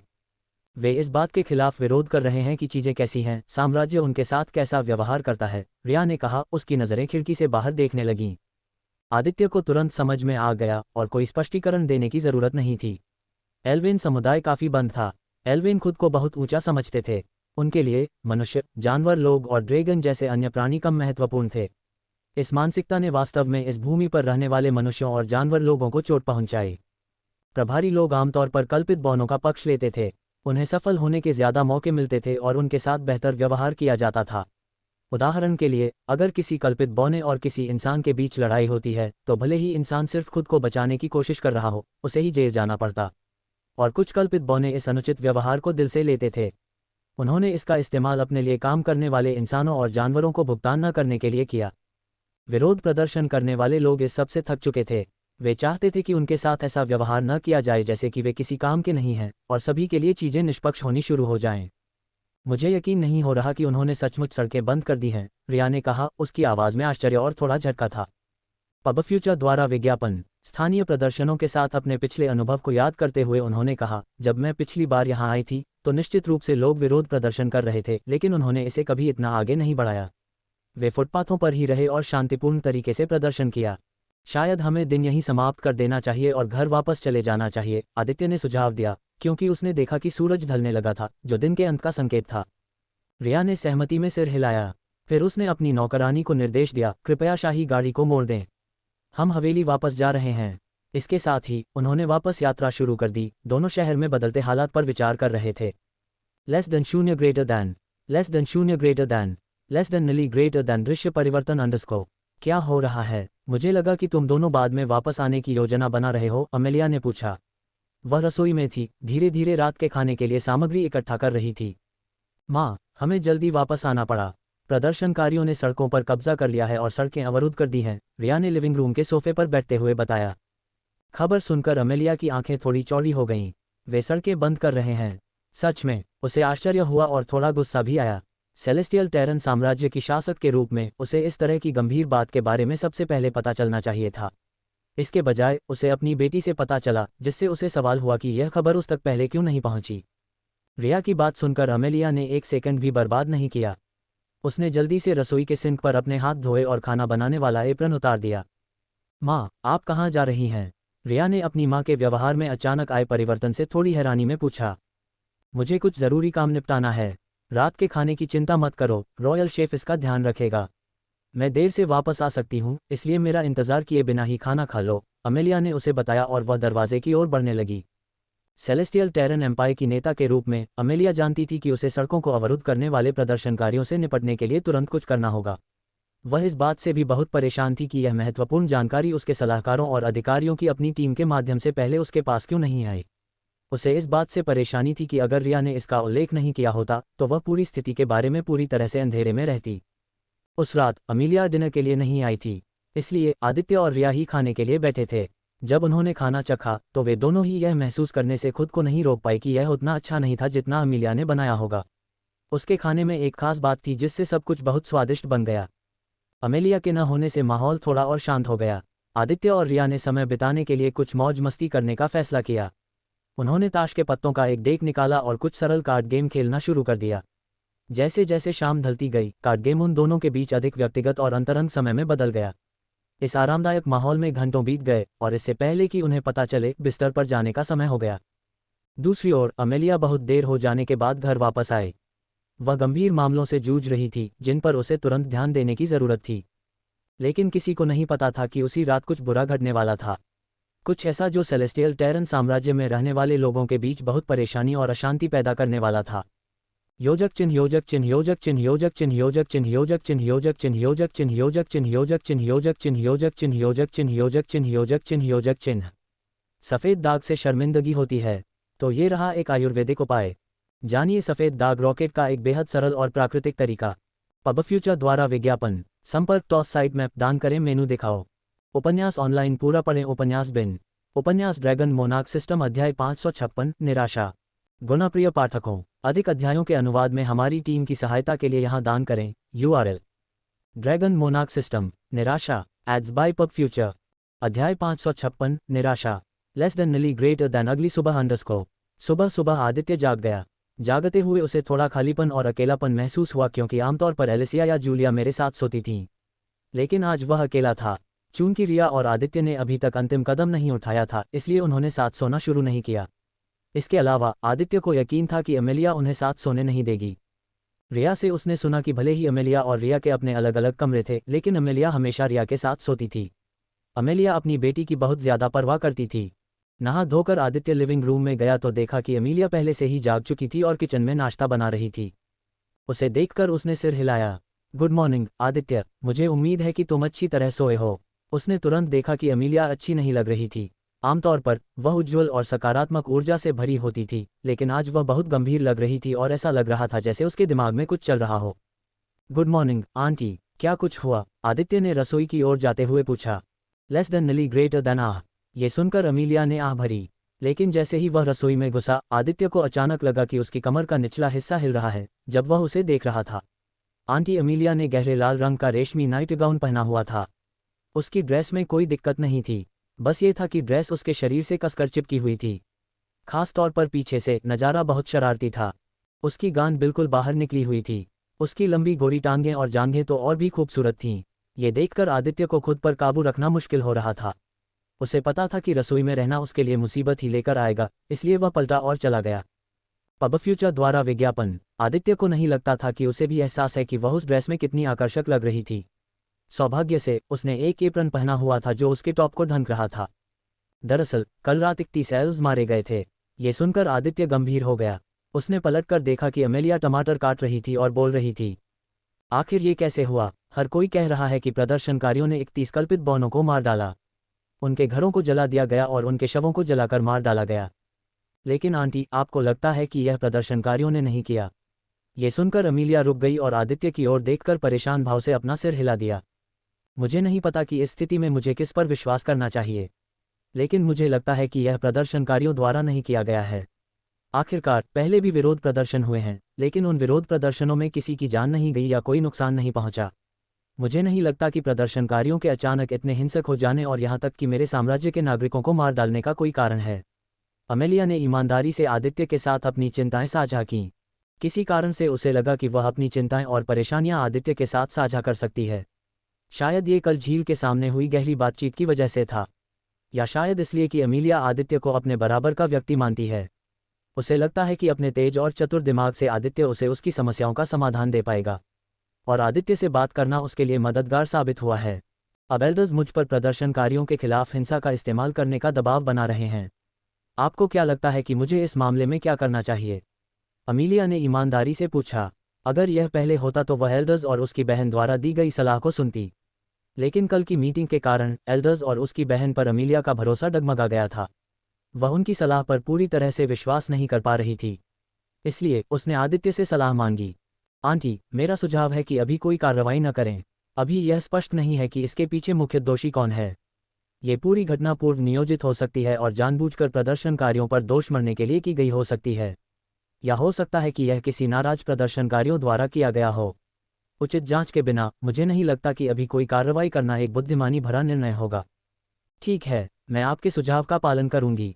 अमेलिया ने आदित्य को देखकर मुस्कुराए। आप जानते हैं, मैं ये काम करीब 1000 साल से कर रही हूँ, अमेलिया ने आह भरते हुए कहा। कभी कभी मैं ये सोचने से खुद को रोक नहीं पाती कि मुझे कितने समय तक राज करना होगा। रिया अभी मेरी जगह लेने के लिए तैयार नहीं है, और अगर वह तुमसे शादी कर लेती है तो मुझे कई और शताब्दियों तक, शायद 1000 साल तक भी राजगद्दी पर बैठना पड़ सकता है, जब तक कि मुझे कोई और ऐसा न मिल जाए जो राजगद्दी संभालने के लिए योग्य हो। तो फिर आंटी सेराफिन के बेटे थेलोस के बारे में क्या? तकनीकी रूप से थेलोस रॉयल ब्लडलाइन का हिस्सा है, और अगर रिया महारानी नहीं बनती है तो वह इस साम्राज्य के सिंहासन पर बैठने का हकदार है। आदित्य ने पानी की जांच करते हुए पूछा। पब फ्यूचर द्वारा विज्ञापन। कोई पुरुष कभी भी आकाशीय भूभाग साम्राज्य के सिंहासन पर नहीं बैठ सकता। आखिरकार हमारे कल्पित समाज पर महिला कल्पित बौने शासन करते हैं, पुरुष कल्पित बौने नहीं। ये हमारे मानदंडों और परंपराओं के खिलाफ है। और भले ही हमने एक पल के लिए नियमों और सामाजिक मानदंडों को अनदेखा कर दिया हो, थेलोस वास्तव में सम्राट बनने के लिए उपयुक्त नहीं है। मैं इसे कैसे कहूँ? थेलोस अभी भी अपनी माँ का बेटा है। सदियों से ज्यादा उम्र होने के बावजूद वह अभी भी पत्र में अपनी माँ की बातें सुनता है। माँ का बेटा होना कोई बुरी बात नहीं है, लेकिन वह सदियों से ज्यादा उम्र का है और वह अभी भी अपनी माँ की छाया में जी रहा है। इससे पता चलता है कि वह जिम्मेदार नहीं है। मैं सिर्फ कल्पना कर सकती हूँ कि अगर उसके जैसा कोई व्यक्ति सिंहासन पर बैठ जाए तो क्या होगा। अपनी बात के अंत में अमेलिया हंस पड़ी। आदित्य, जो आने के बाद से ही कुछ सोच रहा था, बोला, आंटी, कुछ बात है जो मैं समझ नहीं पा रहा हूँ। अमेलिया ने उत्सुकता से उसकी ओर देखा। आगे बढ़ो। आदित्य ने पूछा, रिया मुझसे शादी करके भी यहाँ की महारानी क्यों नहीं बन सकती? मुझे ऐसा कोई नियम नहीं दिखता जो कहता हो कि वह दोनों काम नहीं कर सकती। अमेलिया रुक गई, उसकी आंखें आश्चर्य से चौड़ी हो गईं। उसके मन में एक विचार आया, मैंने पहले इस बारे में क्यों नहीं सोचा। वास्तव में रिया को आदित्य से शादी करने से कोई नहीं रोक सकता था, जो स्टारिन साम्राज्य का सम्राट होगा और साथ ही सेलेस्टियल टेरन की महारानी भी होगी। वे दोनों शक्तिशाली साधक थे जो सामान्य मनुष्यों को सीमित करने वाले सामान्य नियमों से बंधे नहीं थे। यह एक ऐसा दृष्टिकोण था जिस पर उसने विचार नहीं किया था और इसने नई संभावनाओं को खोल दिया। 1 मिनट तक अमेलिया चुप रही और एक शब्द भी नहीं बोली। उसके मन में आदित्य के शब्दों ने संभावनाओं से भरी एक नई दुनिया खोल दी है। मुझे नहीं लगता कि रिया अपने दोनों काम कर सकती है। उसके पास दोनों काम करने का समय नहीं होगा। उसके पति के रूप में मुझे नहीं लगता कि आप चाहेंगे कि आपकी पत्नी आपसे दूर रहे, लेकिन महारानी के रूप में वह भी अपने कामों से दूर नहीं रह सकती। उसे एक ही समय में दोनों काम करने में बहुत मुश्किल होगी। इसके अलावा अमेलिया जानती थी कि उसकी बेटी ऐसी नहीं है जो महारानी बनना चाहती हो। चूंकि वह छोटी थी, इसलिए उसने चाहे जितनी भी कोशिश की हो, वह रिया को महारानी बनने में दिलचस्पी नहीं दिला पाए। उसके मन में आदित्य की पत्नी बनने का विचार भर गया। आदित्य ने जवाब दिया, मुझे लगता है कि दोनों काम करना संभव है और साथ ही उसके निजी जीवन के लिए भी समय निकाला जा सकता है। कैसे? अगर आदित्य कह रहा था कि यह संभव है तो कोई रास्ता जरूर होगा। अमीलिया मन ही मन यही सोच रही थी। ये वास्तव में इतना जटिल नहीं है। आदित्य ने शुरू किया, जो रिया के लिए एक कठिन काम की तरह लग रहा था, उसे सरल बनाने के लिए उत्सुक था। सबसे पहले रिया को एक दाहिने हाथ के व्यक्ति की आवश्यकता होगी, प्रधानमंत्री जैसा कोई व्यक्ति। साम्राज्य के पास अभी कोई प्रधानमंत्री नहीं है। यही वजह है कि आप सभी तरह के कामों में उलझे हुए हैं जिन्हें एक प्रधानमंत्री आसानी से संभाल सकता है। ये व्यक्ति आपके स्थान पर कदम रखेगा और आपके द्वारा वर्तमान में प्रबंधित किए जाने वाले अधिकांश कार्यों को करेगा।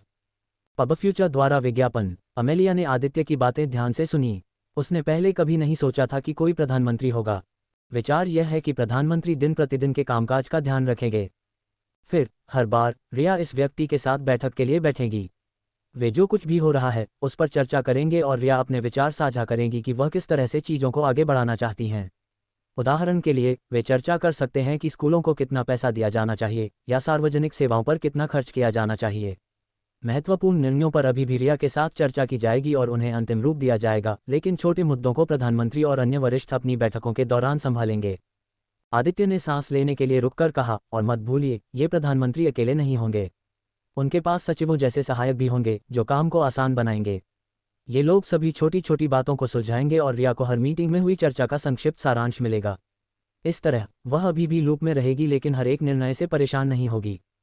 यह आदित्य का अमीलिया को आश्वस्त करने का तरीका था कि महारानी बनने से रिया पर कोई असर नहीं पड़ेगा, खासकर तब जब उन्हें उसकी मदद करने के लिए सही सहायक कर्मचारी मिल जाएं।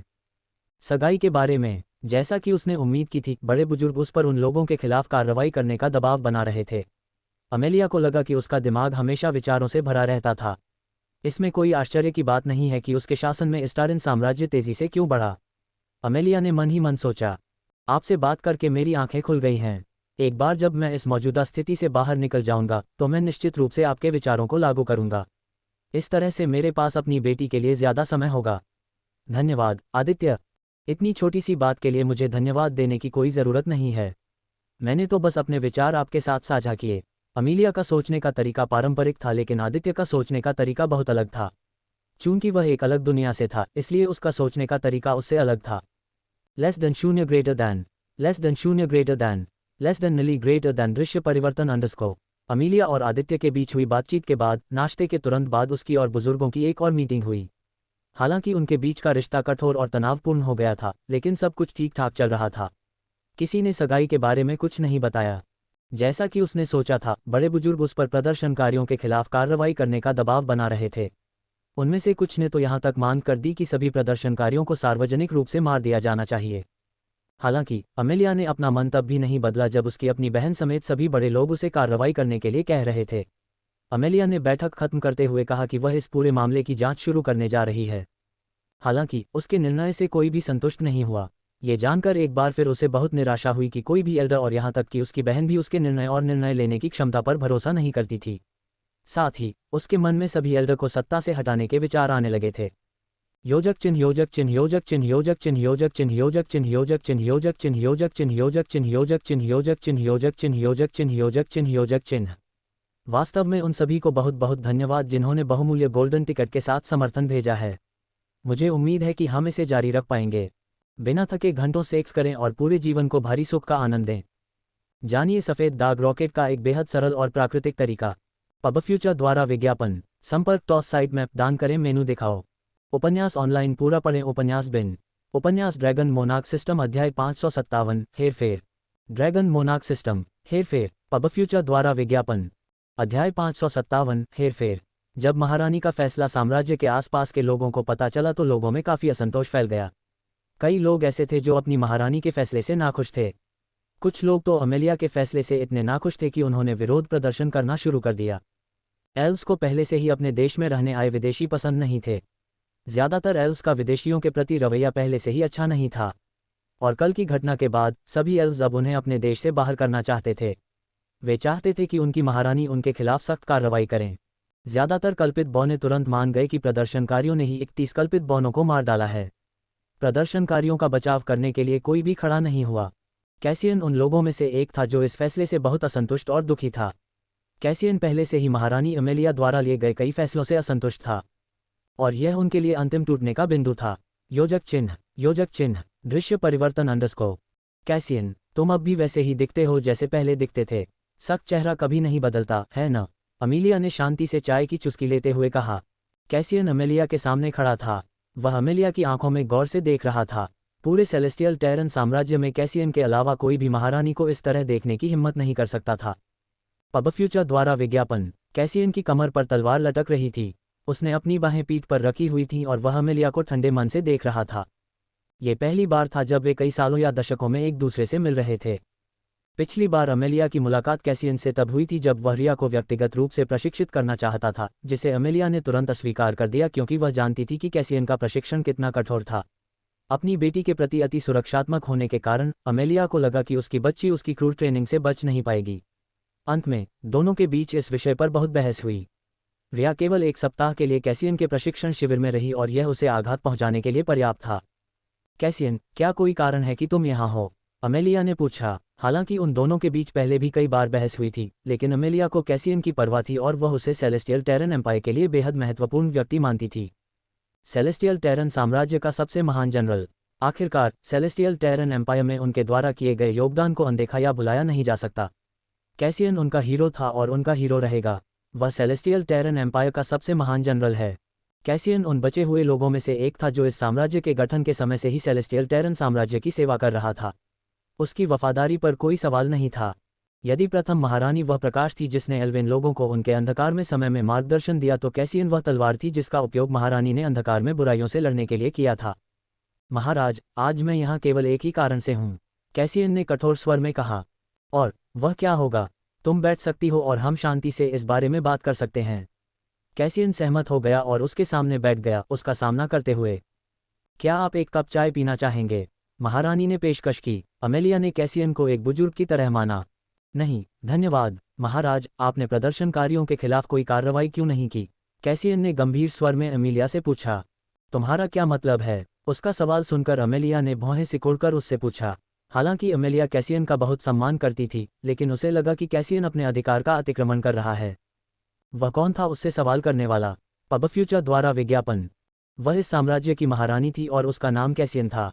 वह एक प्रशिक्षक के अलावा कुछ नहीं था। वह इस साम्राज्य की सेना का कमांडर हुआ करता था, लेकिन वह उपाधि और उस उपाधि के साथ आने वाला अधिकार उससे बहुत पहले ही छीन लिया गया था जब से उसने स्वेच्छा से अपना पद त्याग दिया था। अमेलिया के चेहरे पर उदासी देखकर कैसियन को उससे डर नहीं लगा। वह पीछे नहीं हटा। 31 एल्वेस उसी रात मारे गए थे जब प्रदर्शनकारियों ने राजधानी की सड़कों पर कब्जा कर लिया था। क्या आपको लगता है कि यह एक संयोग है? मुझे तो ऐसा बिल्कुल नहीं लगता। ये प्रदर्शनकारियों ने किया था।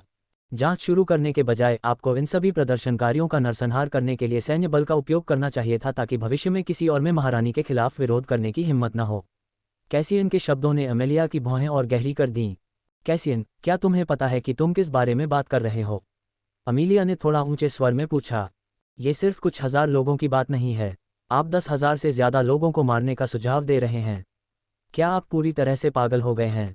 अमेलिया ने ऊंची आवाज में पूछा। हालांकि कैसियन पूरी तरह से शांत और संयमित था, भले ही अमेलिया अभी बहुत गुस्से में थी। मैंने अभी तक अपना दिमाग नहीं खोया है, लेकिन अगर मैं इन प्रदर्शनकारियों को नियंत्रण से बाहर होते देखता रहा तो मैं पागल हो जाऊंगा।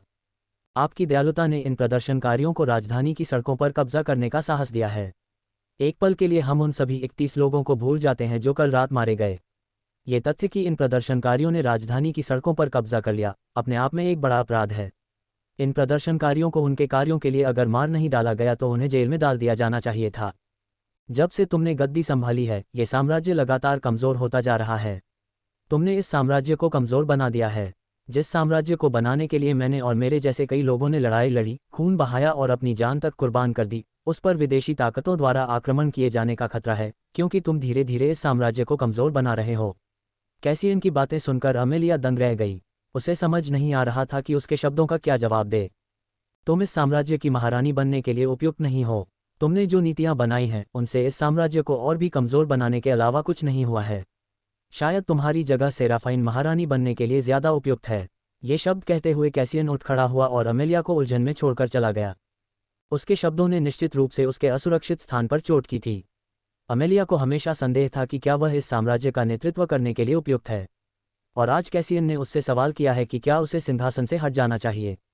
यह वैसा ही था जैसा कि कैसियन ने कहा। यह इसलिए हुआ क्योंकि वह बहुत दयालु थी, इसलिए प्रदर्शनकारियों में राजधानी की सड़कों पर कब्जा करने की हिम्मत थी। अगर वह ज्यादा सख्त होती तो ऐसा नहीं होता और शायद मारे गए 31 एल्व्स आज जिंदा होते।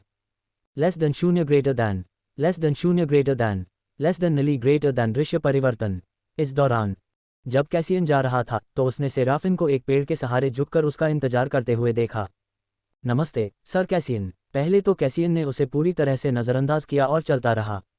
कैसियन किसी से बात करने के मूड में नहीं था। अमेलिया से बात करने से वह और भी ज्यादा नाराज और क्रोधित हो गया।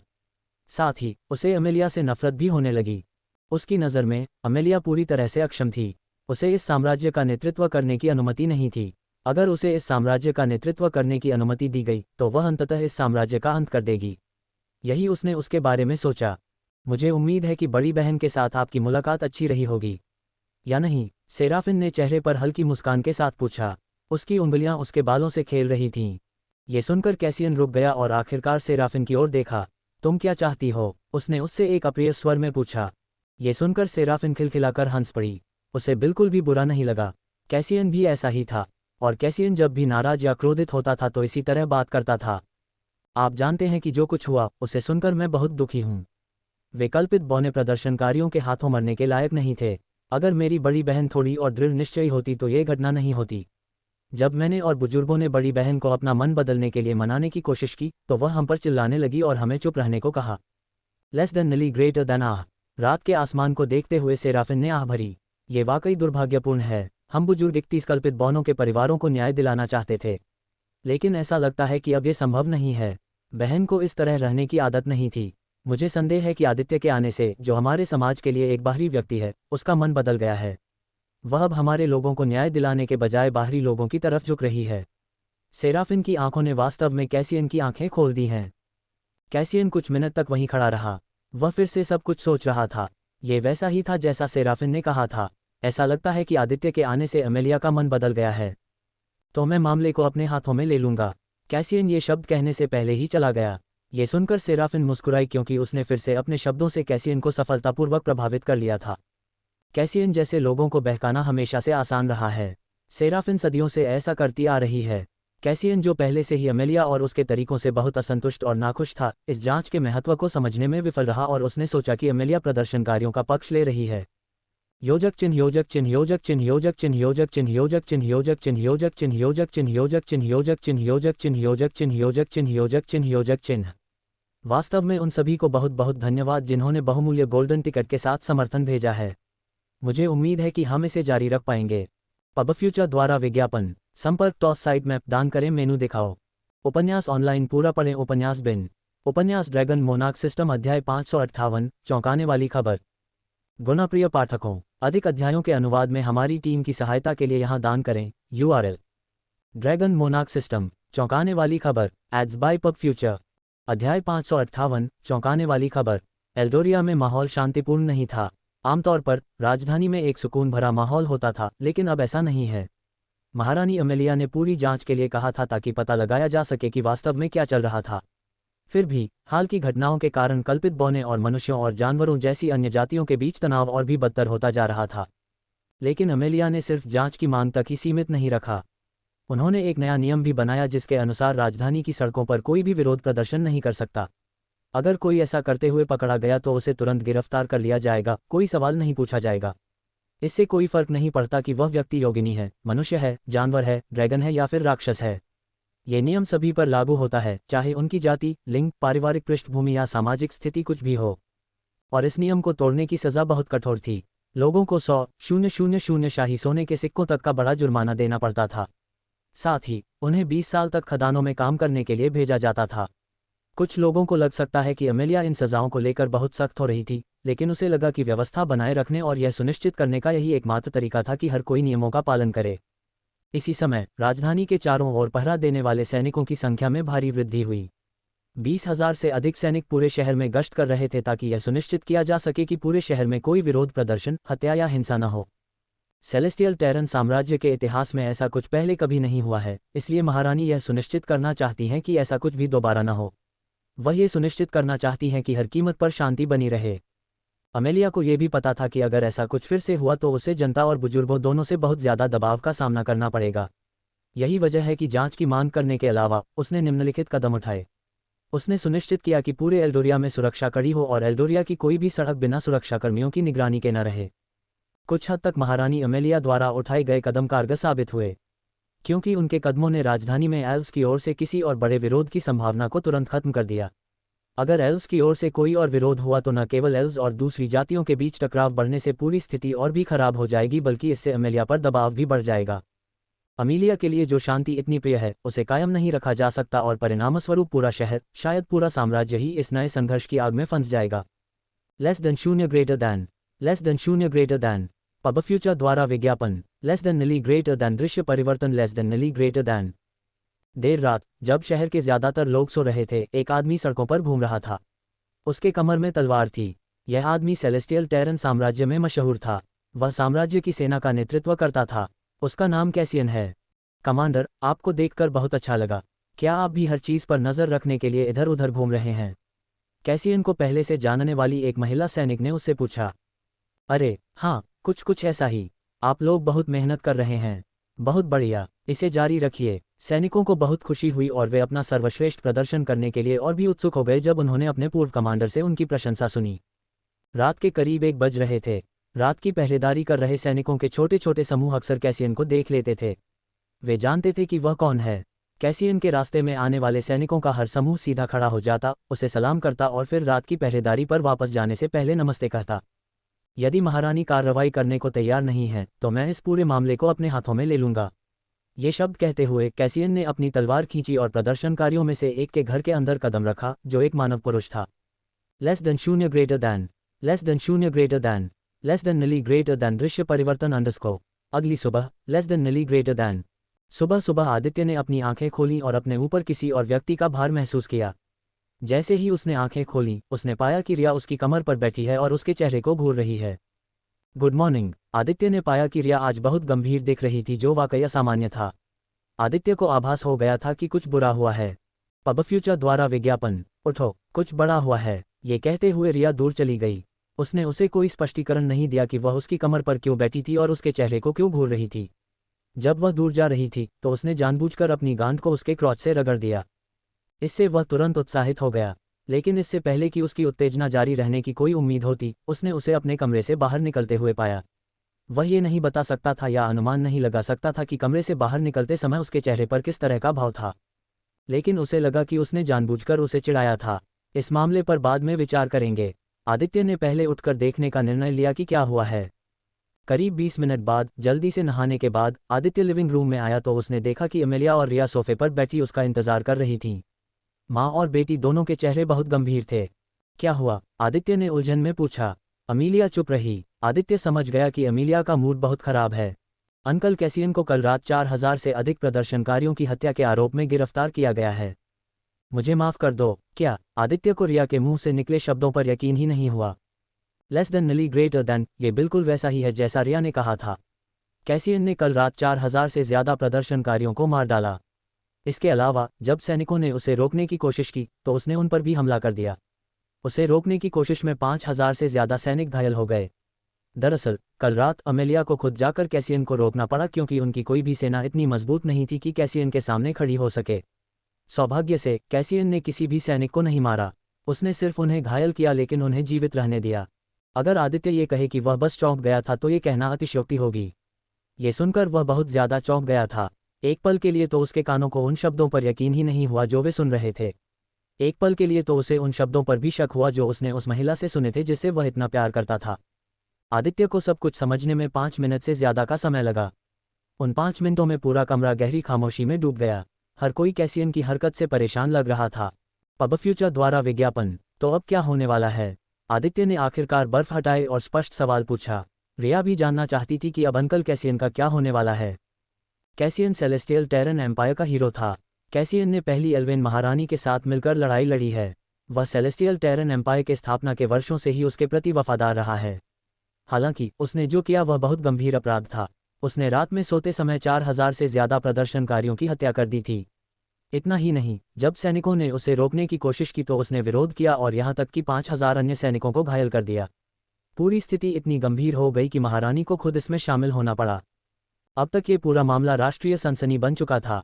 आदित्य को संदेह था कि एल्व्स की भूमि में कोई ऐसा कबीला या वंश होगा जिसने अभी तक इस खबर के बारे में नहीं सुना होगा। अगर ऐसे कबीले या वंश हैं तो वे किसी चट्टान के नीचे या किसी कुएं के नीचे रह रहे होंगे ताकि उन्हें ये खबर न सुनाई दे। अब स्पष्ट प्रश्न ये था कि कैसियन का भविष्य क्या होगा। कुछ घंटों बाद एक ट्रायल होने वाला है। सभी बड़े लोग ट्रायल में मौजूद रहेंगे। मैं चाहता हूं कि तुम दोनों भी इस ट्रायल में मौजूद रहो। आदित्य और रिया ने एक साथ सिर हिलाया।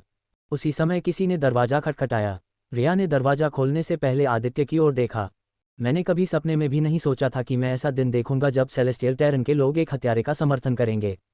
पूरे साम्राज्य में कई लोग कैसियन के लिए अपना समर्थन दिखाने के लिए आगे आ रहे थे। इन लोगों का कहना था कि कैसियन ने जिन विदेशियों को मारा था वे मरने के लायक थे। उनकी नज़र में कैसियन उनका हीरो था और इन लोगों ने कैसियन की रिहाई की मांग की।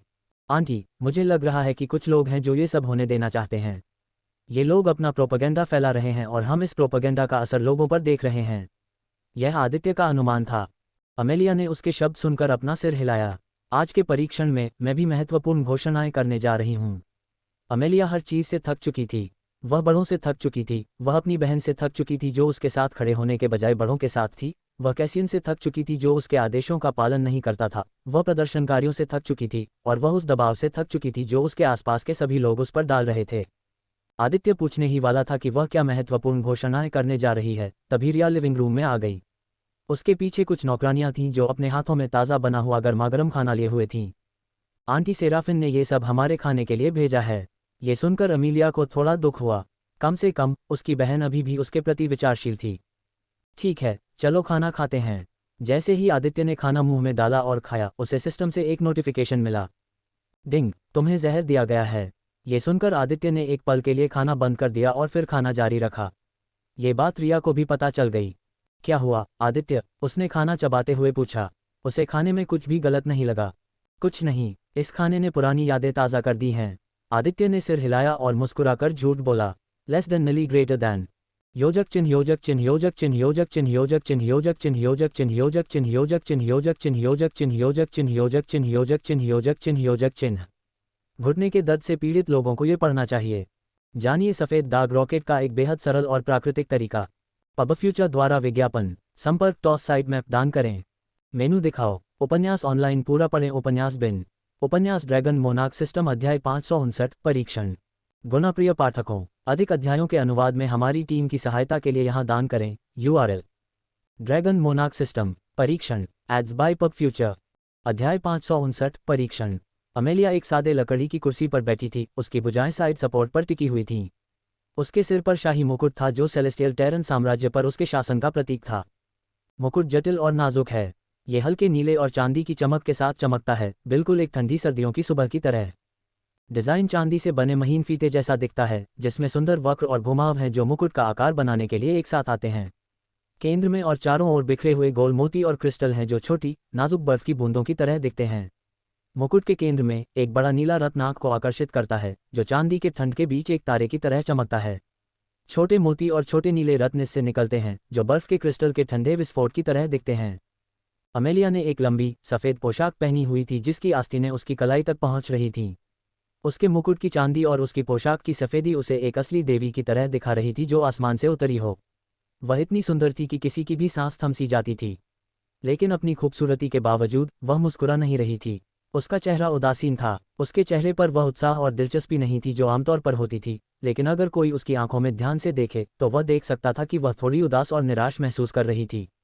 महाराज, परिषद के सदस्य आ चुके हैं, एक नौकरानी ने धीरे से अमेलिया से कहा। अमेलिया के चारों ओर 11 अन्य साधारण लकड़ी की सीटें थीं। 6 उसके बाईं ओर और 5 उसके दाईं ओर व्यवस्थित थीं। आदित्य ने इस तथ्य पर ध्यान दिया कि ये 11 सीटें उस सिंहासन से थोड़ी छोटी थीं जिस पर अमेलिया बैठी थी। पब फ्यूचर द्वारा विज्ञापन। कुर्सियों की ऊंचाई में अंतर ये दिखाने का एक तरीका था कि कौन प्रभारी था। अमेलिया की कुर्सी न केवल ऊंची थी, बल्कि उसमें आकर्षक नक्काशी और अधिक विवरण भी थे जो सेलेस्टियल टेरन साम्राज्य के शासक के लिए उपयुक्त थे। इसके विपरीत परिषद के लिए सीटें अधिक बुनियादी थीं और उनमें सजावट नहीं थी। आमतौर पर एक सम संख्या होती, 5 कुर्सियां उसके दाईं ओर और 5 कुर्सियां उसके बाईं ओर। हालांकि चूंकि अमेलिया की बहन सेराफिन कोई साधारण परिषद सदस्य नहीं थी, बल्कि एक विशेष सदस्य थी, इसलिए उसके लिए एक अतिरिक्त सीट जोड़ी गई थी। रिया ने एक खास पोशाक पहनी हुई थी जो उसे सबसे अलग बना रही थी। उसने एक लंबी पोशाक पहनी हुई थी जो सुंदर ढंग से नीचे की ओर बहती थी, भूरे रंग के समृद्ध रंगों में रंगी हुई थी जिसमें सुनहरे रंग के लहजे थे जो हर हरकत के साथ प्रकाश को पकड़ते थे। पोशाक जटिल सुनहरे डिजाइनों और रत्नों से सजी हुई थी जो सूक्ष्म रूप से चमक रही थी। उसके कंधों के चारों ओर सूर्यास्त के रंग का एक केप सुरुचिपूर्ण ढंग से लपेटा हुआ था, जिसके किनारे धीरे धीरे फड़फड़ा रहे थे। उसके बालों को एक हुड द्वारा फ्रेम किया गया था जो उसके केप से मेल खाता था, और उसके चेहरे को नाजुक गहनों से सजाया गया था जो उसकी विशेषताओं को उजागर कर रहे थे। रिया की उपस्थिति अद्भुत थी और उसके पहनावे ने उसे पवित्रता और मासूमियत का एहसास कराया। मेकअप के हल्के स्पर्श ने उसकी प्राकृतिक सुंदरता को और निखार दिया, जिससे वह एक चमकदार रूप में दिखाई देने लगी। अपने आप को संयमित रखने के प्रयासों के बावजूद उसकी भौहों की जकड़न और होठों की हल्की कंपन में घबराहट के संकेत देखे जा सकते थे। पास में खड़ा आदित्य उसके अंदर तनाव को महसूस कर सकता था। एक सौम्य और समझदार इशारे के साथ उसने आगे बढ़कर उसका हाथ अपने हाथ में ले लिया। जिस क्षण उनके हाथ छुए, रिया पर शांति की भावना छा गई। उसकी घबराहट कम हो गई। रिया और आदित्य ने एक दूसरे को देखा। आदित्य ने मुस्कुराते हुए अपना सिर हिलाया। रिया ने उसे अपने साथ पाकर हिम्मत महसूस की। एल्डर्स का समूह अंदर आया, जिसमें सेराफिन सबसे आगे थी। उसने एक छोटी, कोमल मुस्कान बिखेरी। जैसे ही वह अपने लिए बनाई गई कुर्सी की ओर बढ़ी, उसने अमेलिया को एक छोटा सा सिर हिलाया। अमेलिया ने बिना किसी स्पष्ट भावना के उसे देखा और तब तक देखती रही जब तक सेराफिन अपनी सीट पर नहीं बैठ गई। वे सभी ट्रायल के लिए बाहर इकट्ठे हुए थे, बड़े, मजबूत पेड़ों से घिरे हुए। ऊपर पेड़ की शाखाएं इतनी मोटी थीं कि सूरज की रोशनी जमीन तक नहीं पहुंच पा रही थी। बीच बीच में हल्की हवा चलती थी, जिससे सभी के बाल और कपड़े हल्के से हिलते थे। इस जगह को एक कारण से चुना गया था, इस तरह के ट्रायल आयोजित करने का इसका इतिहास रहा है। अमेलिया ने जानबूझकर खुली हवा में ये जगह चुनी थी क्योंकि इस जगह का कुछ खास मतलब था। बुजुर्ग एक पल के लिए आदित्य को देखने से खुद को रोक नहीं पाए क्योंकि उन्होंने उसे पहले कभी नहीं देखा था। लेकिन आदित्य ने उन पर कोई ध्यान नहीं दिया। वह रिया को शांत रहने में मदद करने पर ध्यान केंद्रित कर रहा था। पब फ्यूचर द्वारा विज्ञापन। जब सभी एल्डर अपनी सीट पर बैठ गए तो सुनवाई शुरू करने का समय आ गया। उसे यहाँ लाओ, अमेलिया ने दृढ़ता से कहा। कुछ ही समय बाद नुकीले कानों वाले 2 एल्व्स कैसियन को एल्डर्स और महारानी के सामने ले आए। उसके हाथ और पैर काले, चमकदार जंजीरों से बंधे थे। ये साधारण जंजीरें नहीं थीं, ऐसा लग रहा था कि उनमें कोई ऐसी शक्ति थी जिसने कैसियन को अपनी जंजीरों का इस्तेमाल करने से रोक दिया, जिससे वह बिना किसी ताकत के रह गया। दुर्भाग्य से अमेलिया ने कैसियन की बेटी को मुकदमे में शामिल होने की अनुमति नहीं दी। अमेलिया जानती थी कि कैसियन की बेटी अपने पिता के लिए सबसे ज्यादा विनती या भीख मांगेगी। अमेलिया ऐसा नहीं चाहती थी। इस मुकदमे में सिर्फ कुछ ही सदस्य आ सकते हैं, और नीना उन सदस्यों में से नहीं थी। चलो मुकदमा शुरू करते हैं, अमेलिया ने अपनी आवाज़ को संतुलित रखते हुए और अपने विचारों के बारे में कुछ भी नहीं बताते हुए कहा। कैसियन, जो सेलेस्टियल टेरन का कमांडर हुआ करता था और फिर बाद में प्रशिक्षण अकादमी का प्रशिक्षक बन गया, तुम यहाँ इसलिए हो क्योंकि तुमने विरोध प्रदर्शन कर रहे 4300 लोगों की जान ले ली। इनमें से 3,400 लोग इंसान थे और बाकी लोग अलग अलग नस्लों के प्राणी थे जो हमारी ज़मीन पर जीविका कमाने आए थे। तुमने हमारे 5,000 से ज़्यादा सैनिकों को भी चोट पहुंचाई है और अपने किए से एल्डोरिया के लोगों में परेशानी और चिंता पैदा की है। तुमने महारानी की आज्ञा नहीं मानी और तुमने 4,300 लोगों की जान ले ली जो वहां शांतिपूर्वक विरोध प्रदर्शन करने आए थे। तुम्हें क्या कहना है? जज ने पूछा। इस पूरे समय कैसियन चुप रहा, उसका सिर नीचे झुका हुआ था। पिछली रात पकड़े जाने के बाद से उसने एक शब्द भी नहीं कहा था। लेकिन जब जज ने बोलना समाप्त किया तो उसने अपना सिर उठाया और उसकी आंखें अमेलिया से मिलीं। जिन लोगों को मैंने मारा वे निर्दोष नहीं थे। अमेलिया ने उसका जवाब सुनकर अपना संयम खो दिया।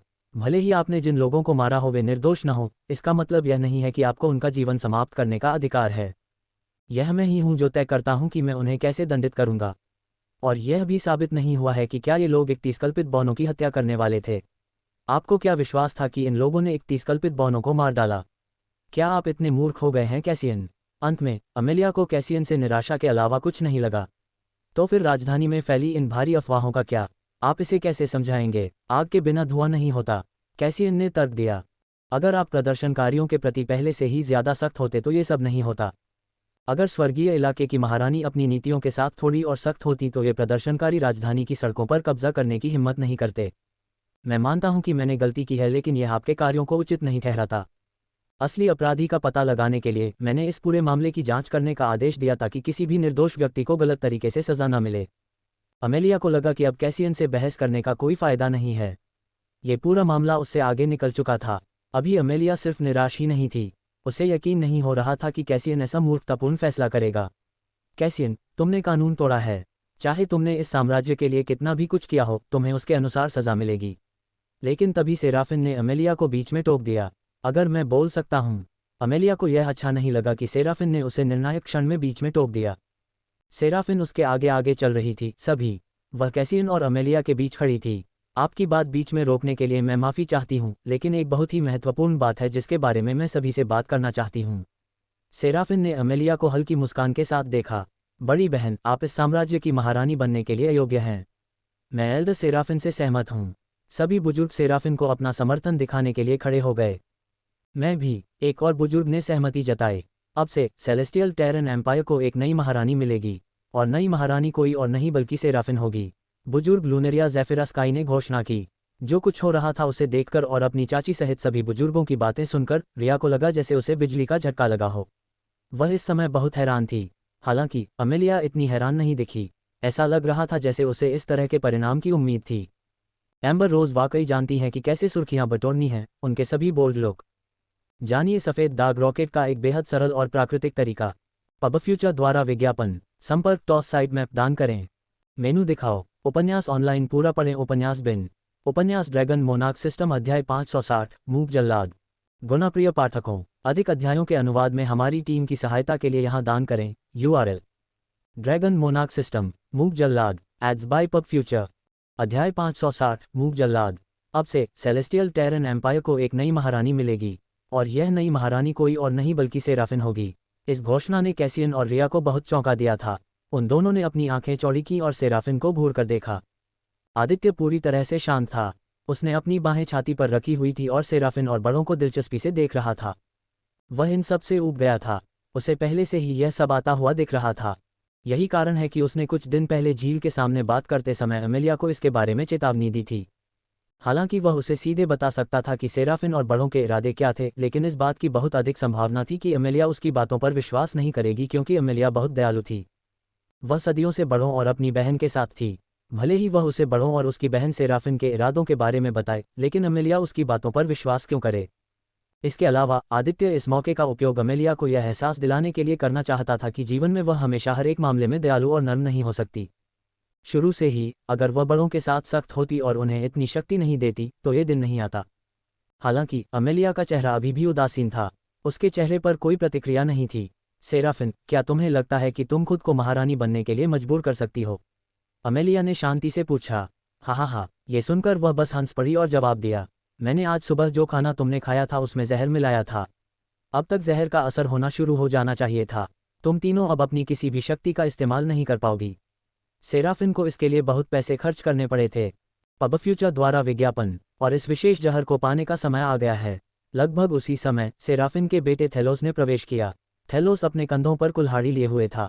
थेलोस अपने चेहरे पर एक बड़ी मुस्कान के साथ आदित्य को देख रहा था। तुमने मेरे बेटे इस्तारिन सम्राट को अपमानित किया है। सच कहूं तो क्योंकि तुमने रिया के साथ आने का फैसला किया, इसलिए मुझे अपनी योजनाओं में बहुत सारे बदलाव करने पड़े। समय समय पर तुम मेरी योजनाओं को चलाते रहे हो। मैं तुम्हारे अस्तित्व से बीमार और थक गया हूं। पहले तो सेराफिन ने बड़ों को बहकाकर अमेलिया पर दबाव बनाने की योजना बनाई कि वह रिया को उसके बेटे से शादी करने दे। इस तरह वह पर्दे के पीछे से सत्ता में रह सकती थी। लेकिन ये योजना स्पष्ट रूप से विफल हो गई। तो मैं मानता हूं तुम ही हो जिसने छाया से तार खींचे और 31 कल्पित बौनों को मार डाला और दोष प्रदर्शनकारियों पर डाल दिया। आदित्य ने शांति से पूछा।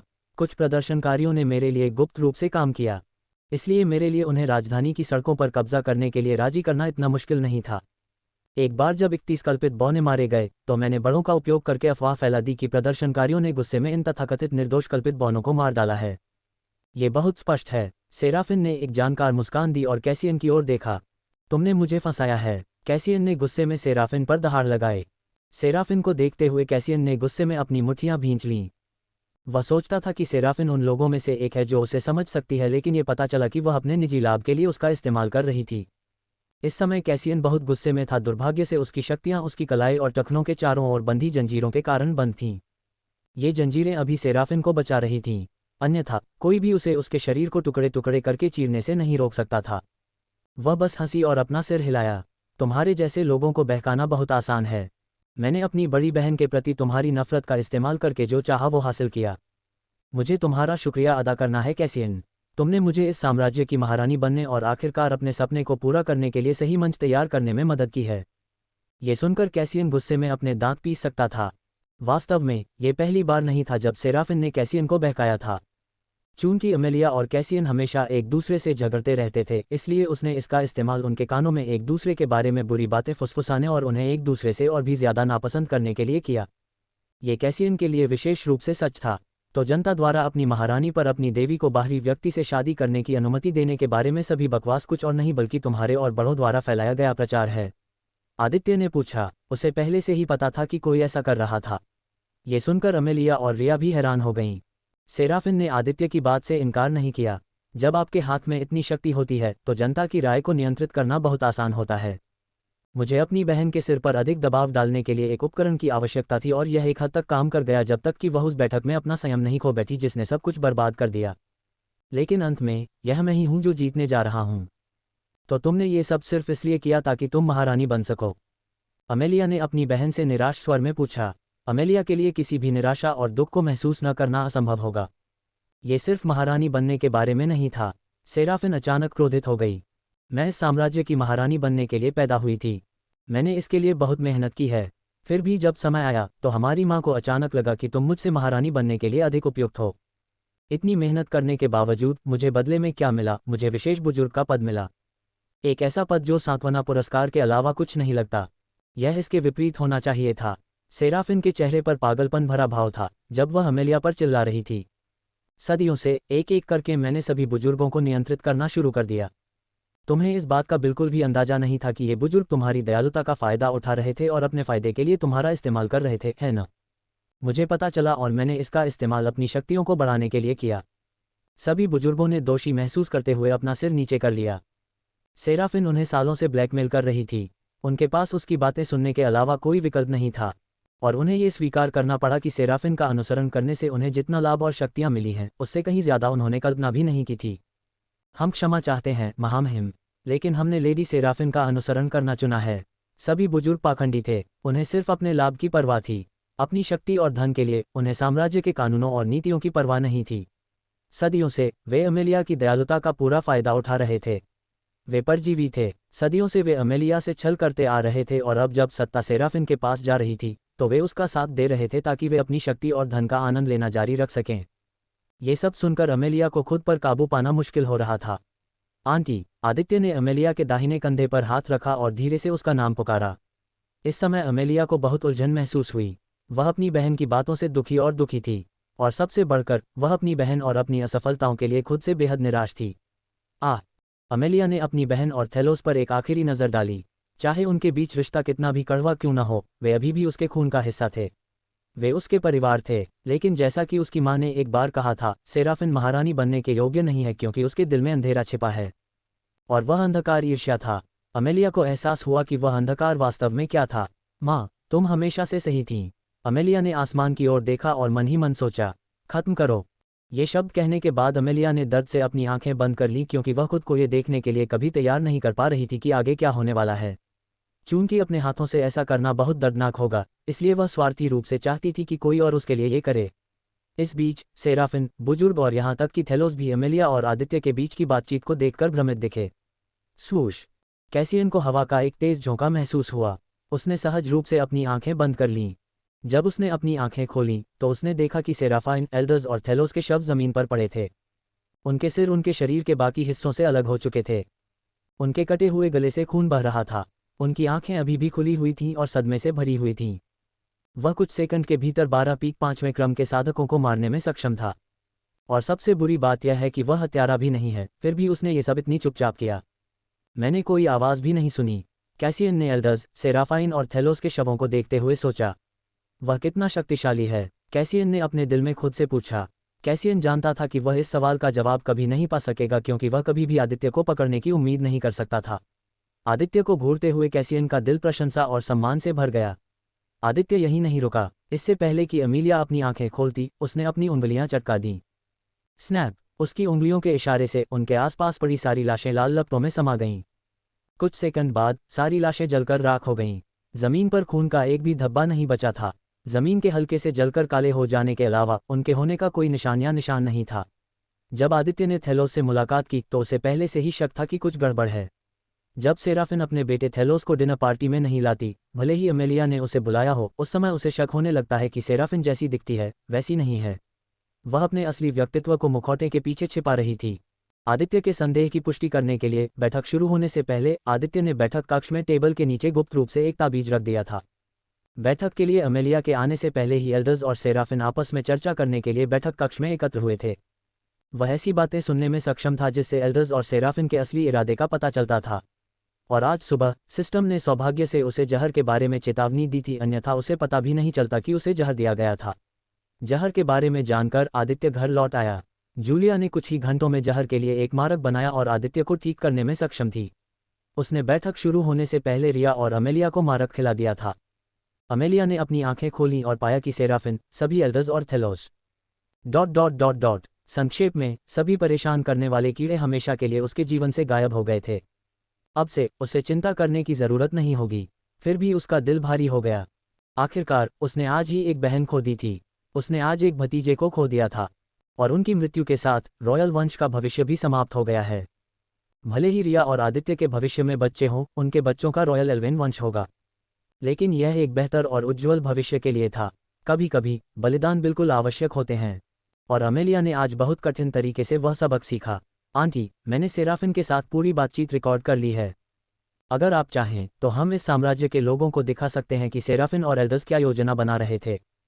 भारी मन से अमेलिया ने बस अपना दिल हिला दिया।